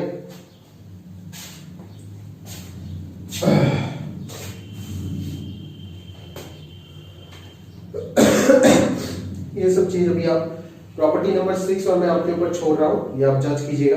ठीक है? ये आप आराम से कर सकते हो, इसमें कोई दिक्कत नहीं है. ठीक है? ये आप आराम से कर सकते हो, इसमें कोई इश्यू है ही नहीं. ठीक है?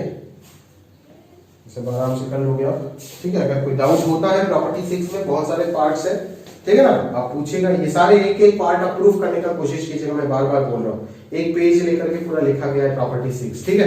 तो ये सारे प्रॉपर्टी 6 में टोटल 8 पार्ट्स है, और 8 पार्ट के अंदर भी छोटे छोटे बहुत सारे पार्ट हैं. तो ये सारे के सारे पार्ट जो है वो आप प्रूफ करने का कोशिश कीजिएगा. अगर आप प्रूफ नहीं कर रहे हो तो आप बहुत गलत कर रहे हो. याद रखना, एग्जाम में ये सभी क्वेश्चन के फ्रेम में आएगा और आपसे नहीं हिलेगा अगर आप अभी गद्दारी करते हो तो. क्लियर है क्या?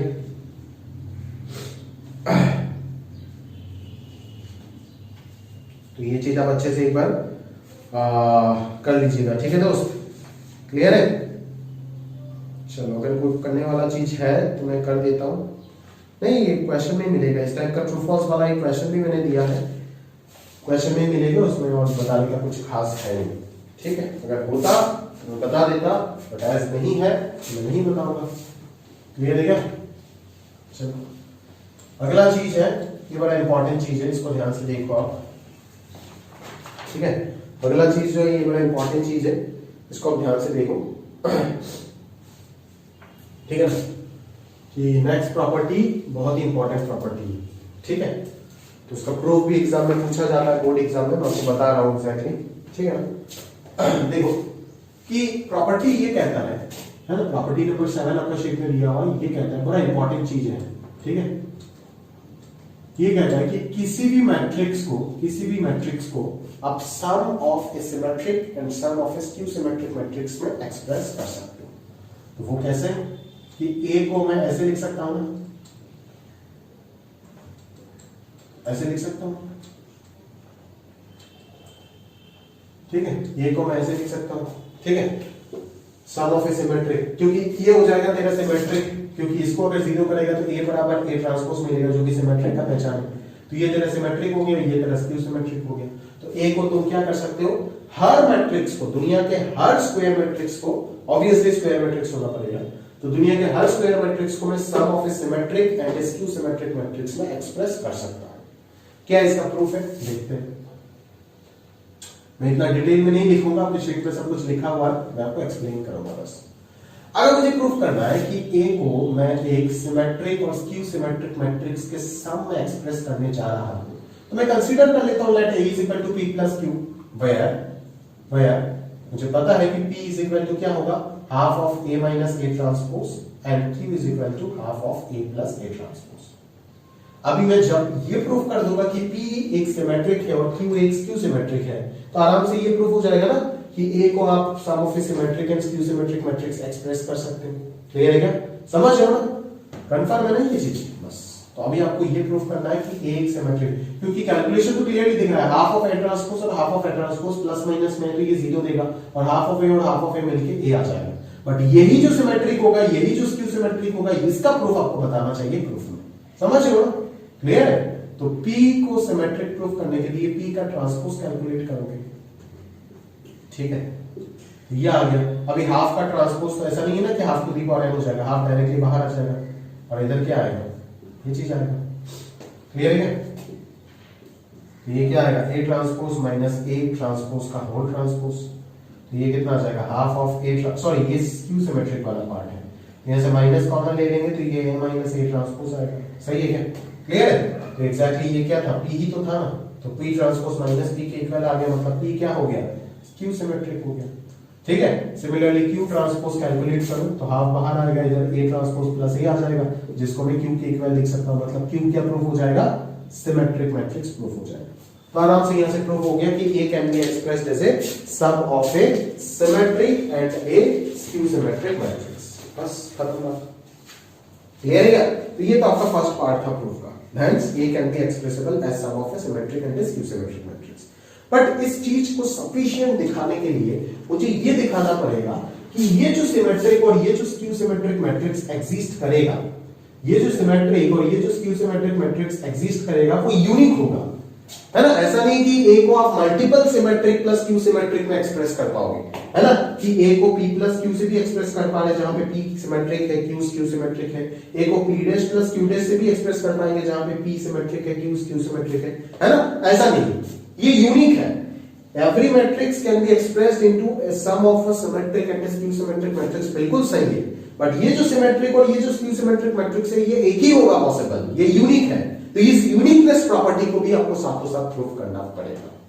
ठीक है, क्लियर है, समझ रहे हो मेरी बात। तो इस यूनिकनेस प्रॉपर्टी को प्रूफ करने के लिए फाइनली मैं यहां पे कंसीडर कर रहा हूं A is equal to R plus S, जहां पे R को मैं क्या कंसीडर करता हूं, सिमेट्रिक, और S को मैं क्या कंसीडर करता हूं, स्क्यू सिमेट्रिक। S को मैं क्या कंसीडर कर रहा हूं, स्क्यू सिमेट्रिक। तो R अगर सिमेट्रिक है तो R transpose equal to R होगा, और S अगर स्क्यू सिमेट्रिक है तो S transpose equal to minus S होगा। तो यहां से अगर मैं A ट्रांसपोज निकालने जाता हूं तो डेफिनेटली ये क्या होगा, R प्लस S का होल ट्रांसपोज होगा, जो कि R transpose plus S transpose कहलाएगा। R ट्रांसपोज का वैल्यू R है, ये माइनस S है।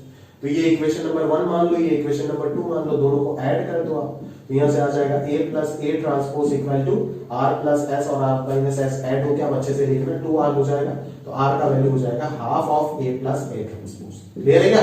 और सिमिलरली आप सब्ट्रैक्ट करके देखोगे तो ये ट्वाइस S आ जाएगा, तो S यहां से half of A minus A transpose हो जाएगा। तो यहां से क्लियर हो गया कि R और S जो है वो यूनिक है। दैट इज इसका आंसर कि R का भी एक ही पॉसिबिलिटी आ रहा है और S का भी एक ही पॉसिबिलिटी आ रहा है। ऐसा नहीं कि R और S दो अलग अलग हो सकता है, मतलब मल्टीपल R हो सकता है, ऐसा नहीं।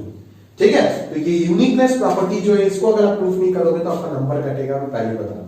ठीक है, आराम से 4 मार्क का प्रूफ में यहाँ पे 2 मार्क्स रहता है, यहाँ पे 2 मार्क्स रहता है। अगर ये नहीं दिखाओगे तो 2 मार्क यहाँ पे काट देगा।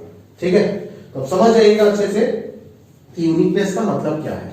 मतलब है कि एवरी मैट्रिक्स को sum of a symmetric and skew symmetrics express तो कर सकते हैं, बट ये सिमेट्रिक और स्क्यू सिमेट्रिक यूनिक होगा। ऐसा नहीं कि P plus Q, P dash plus Q dash, P double dash plus Q double dash, इन सब में एक्सप्रेस करे जा रहे हैं। ठीक है ना, ऐसा नहीं, ऐसा नहीं है। इसको मतलब यहाँ पे सबके सब सिमेट्रिक है, यहाँ पे सबके सब स्क्यू सिमेट्रिक है, ऐसा पॉसिबल नहीं होगा। ठीक है ना, ऐसा पॉसिबल नहीं होगा। देखो दुनिया के किसी भी मैट्रिक्स को मैं 2 मैट्रिक्स का समेशन में एक्सप्रेस कर सकता हूं, है ना, ये तो यूनिक नहीं होगा ना। यहाँ पे अलग अलग भी हो सकता है। ठीक है, मान लो यहाँ पे मेरा कोई भी मैट्रिक्स है 1 0 0 1 आइडेंटिटी मैट्रिक्स, इसको मैं ऐसे भी लिख सकता हूं ना 1 0 0 0, ठीक है, और ऐसे भी लिख सकता हूं 0 0 0 1, ठीक है ना। फिर मैं इसको ऐसे भी लिख सकता हूं ना कि 1 -1 0 0, है ना, प्लस 0 1 0 1, ठीक है ना। यहां से भी तो सम करके आपको आइडेंटिटी मैट्रिक्स ही मिलेगा। क्लियर है क्या? समझ रहे हो ना। और भी मल्टीपल पॉसिबिलिटी, तो इनफाइनाइट पॉसिबिलिटी यहां से मैं उठा सकता हूं। Every matrix can be expressed as sum of 2 matrix, but यहाँ पे यूनिकनेस काम नहीं करेगा। यहाँ पे अलग अलग बहुत सारे तरीके के मैट्रिक्स आएगा, बट जब मैं ये बोलूंगा कि ये एक सिमेट्रिक मैट्रिक्स और ये एक स्क्यू सिमेट्रिक मैट्रिक्स है, तब यहाँ पे एक ही आएगा, सिर्फ एक ही सिमेट्रिक मैट्रिक्स, एक ही स्क्यू सिमेट्रिक मैट्रिक्स, ऐसे वैरायटी आना शुरू नहीं हो पाएगा। This is the uniqueness property, जिसको समझना पड़ेगा। बच्चा सिर्फ इसका प्रूफ को रख लेता है और काम करता है, बट ये समझता नहीं। बट इसी यूनिकनेस प्रॉपर्टी को आईटी अगर सवाल बनाता है तो एक ऑब्जेक्टिव में 1 और मोर देन 1 में एक ऑप्शन बना के भी दे सकता है। ठीक है ना? कि क्या मैं एक मैट्रिक्स को P plus Q equal to ऐसे लिख सकता हूं क्या? वेदर दिस इज ट्रू और false, whether this is true और false, where P Q P dash Q dash P double dash Q double dash all are क्या symmetric, P prime P double prime ये सब के सब symmetric है और Q वाले सारे के सारे स्क्यू सिमेट्रिक है। क्या मैं ऐसे लिख सकता हूं? नहीं लिख सकता, यूनिकनेस प्रॉपर्टी फेल हो जाएगा। ये अगर कोई ऑर्डिनरी मैट्रिक्स होता, सिमेट्रिक स्क्यू सिमेट्रिक ना होके तब लिख सकते थे, जैसे मैंने एग्जांपल दिखाया, बट ये नहीं लिखता। तो सिर्फ यूनिकनेस प्रॉपर्टी जो है वो करने से काम नहीं चलेगा, समझना पड़ेगा। इसी यूनिकनेस को आईटी अगर सवाल बनाता है तो इस तरीके से उठाएगा वो, समझ रहे हो ना कि आपको समझ आया कितना को, नहीं तो बच्चे इसको बिना समझे रट के चले जाते हैं, मैंने देखा है बहुत। क्लियर है? समझ रहे हो? तो इस चीज को आप ध्यान से समझिएगा कि what does uniqueness mean to us. ठीक है? क्लियर? क्या मैं 10 सवाल है यार, 10 सवाल में मेरे लिए करने लायक कितना है? 1 2 3 भी करना पड़ेगा, चौथा भी करना पड़ेगा, फिर अगर मैं देखूं 5 6 7 8 नहीं 8 क्वेश्चन, 10 में से 8 क्वेश्चन तो मुझे ही करना पड़ेगा यहाँ पे, तो शायद और आज समय पॉसिबल नहीं होगा। तो आज के लेक्चर में यहीं पे समाप्त कर रहा हूँ। अगले लेक्चर में हम ये जो हम टॉपिक पढ़े हैं transpose, symmetric, skew symmetric and orthogonal, ये टॉपिक का कंप्लीट क्वेश्चन करेंगे। 8 क्वेश्चन करने के बाद ही हम एडजॉइंट एंड इनवर्स जो है स्टार्ट करेंगे। क्लियर है क्या? समझ गए ना? तो चलिए आज के लेक्चर अपन यहीं पे समाप्त करते हैं। और ये जो प्रॉपर्टी नंबर 6 है, सारे बहुत सारे केसेस लिखा हुआ है, ये सारे के सारे एक एक क्वेश्चन बन सकता है आपके लिए, ये आप खुद से प्रूफ करके देखिएगा। इसका लॉजिक, कंसेप्ट सब कुछ मैं पढ़ा दिया, अभी बस आपको करना है और जहां पे समझ नहीं आता है पूछ लें। क्लियर है क्या? तो आज के लेक्चर अपन यहीं पे समाप्त कर रहे हैं, मिलेंगे अगले लेक्चर में पहले question and then adjoint inverse के साथ। चलिए।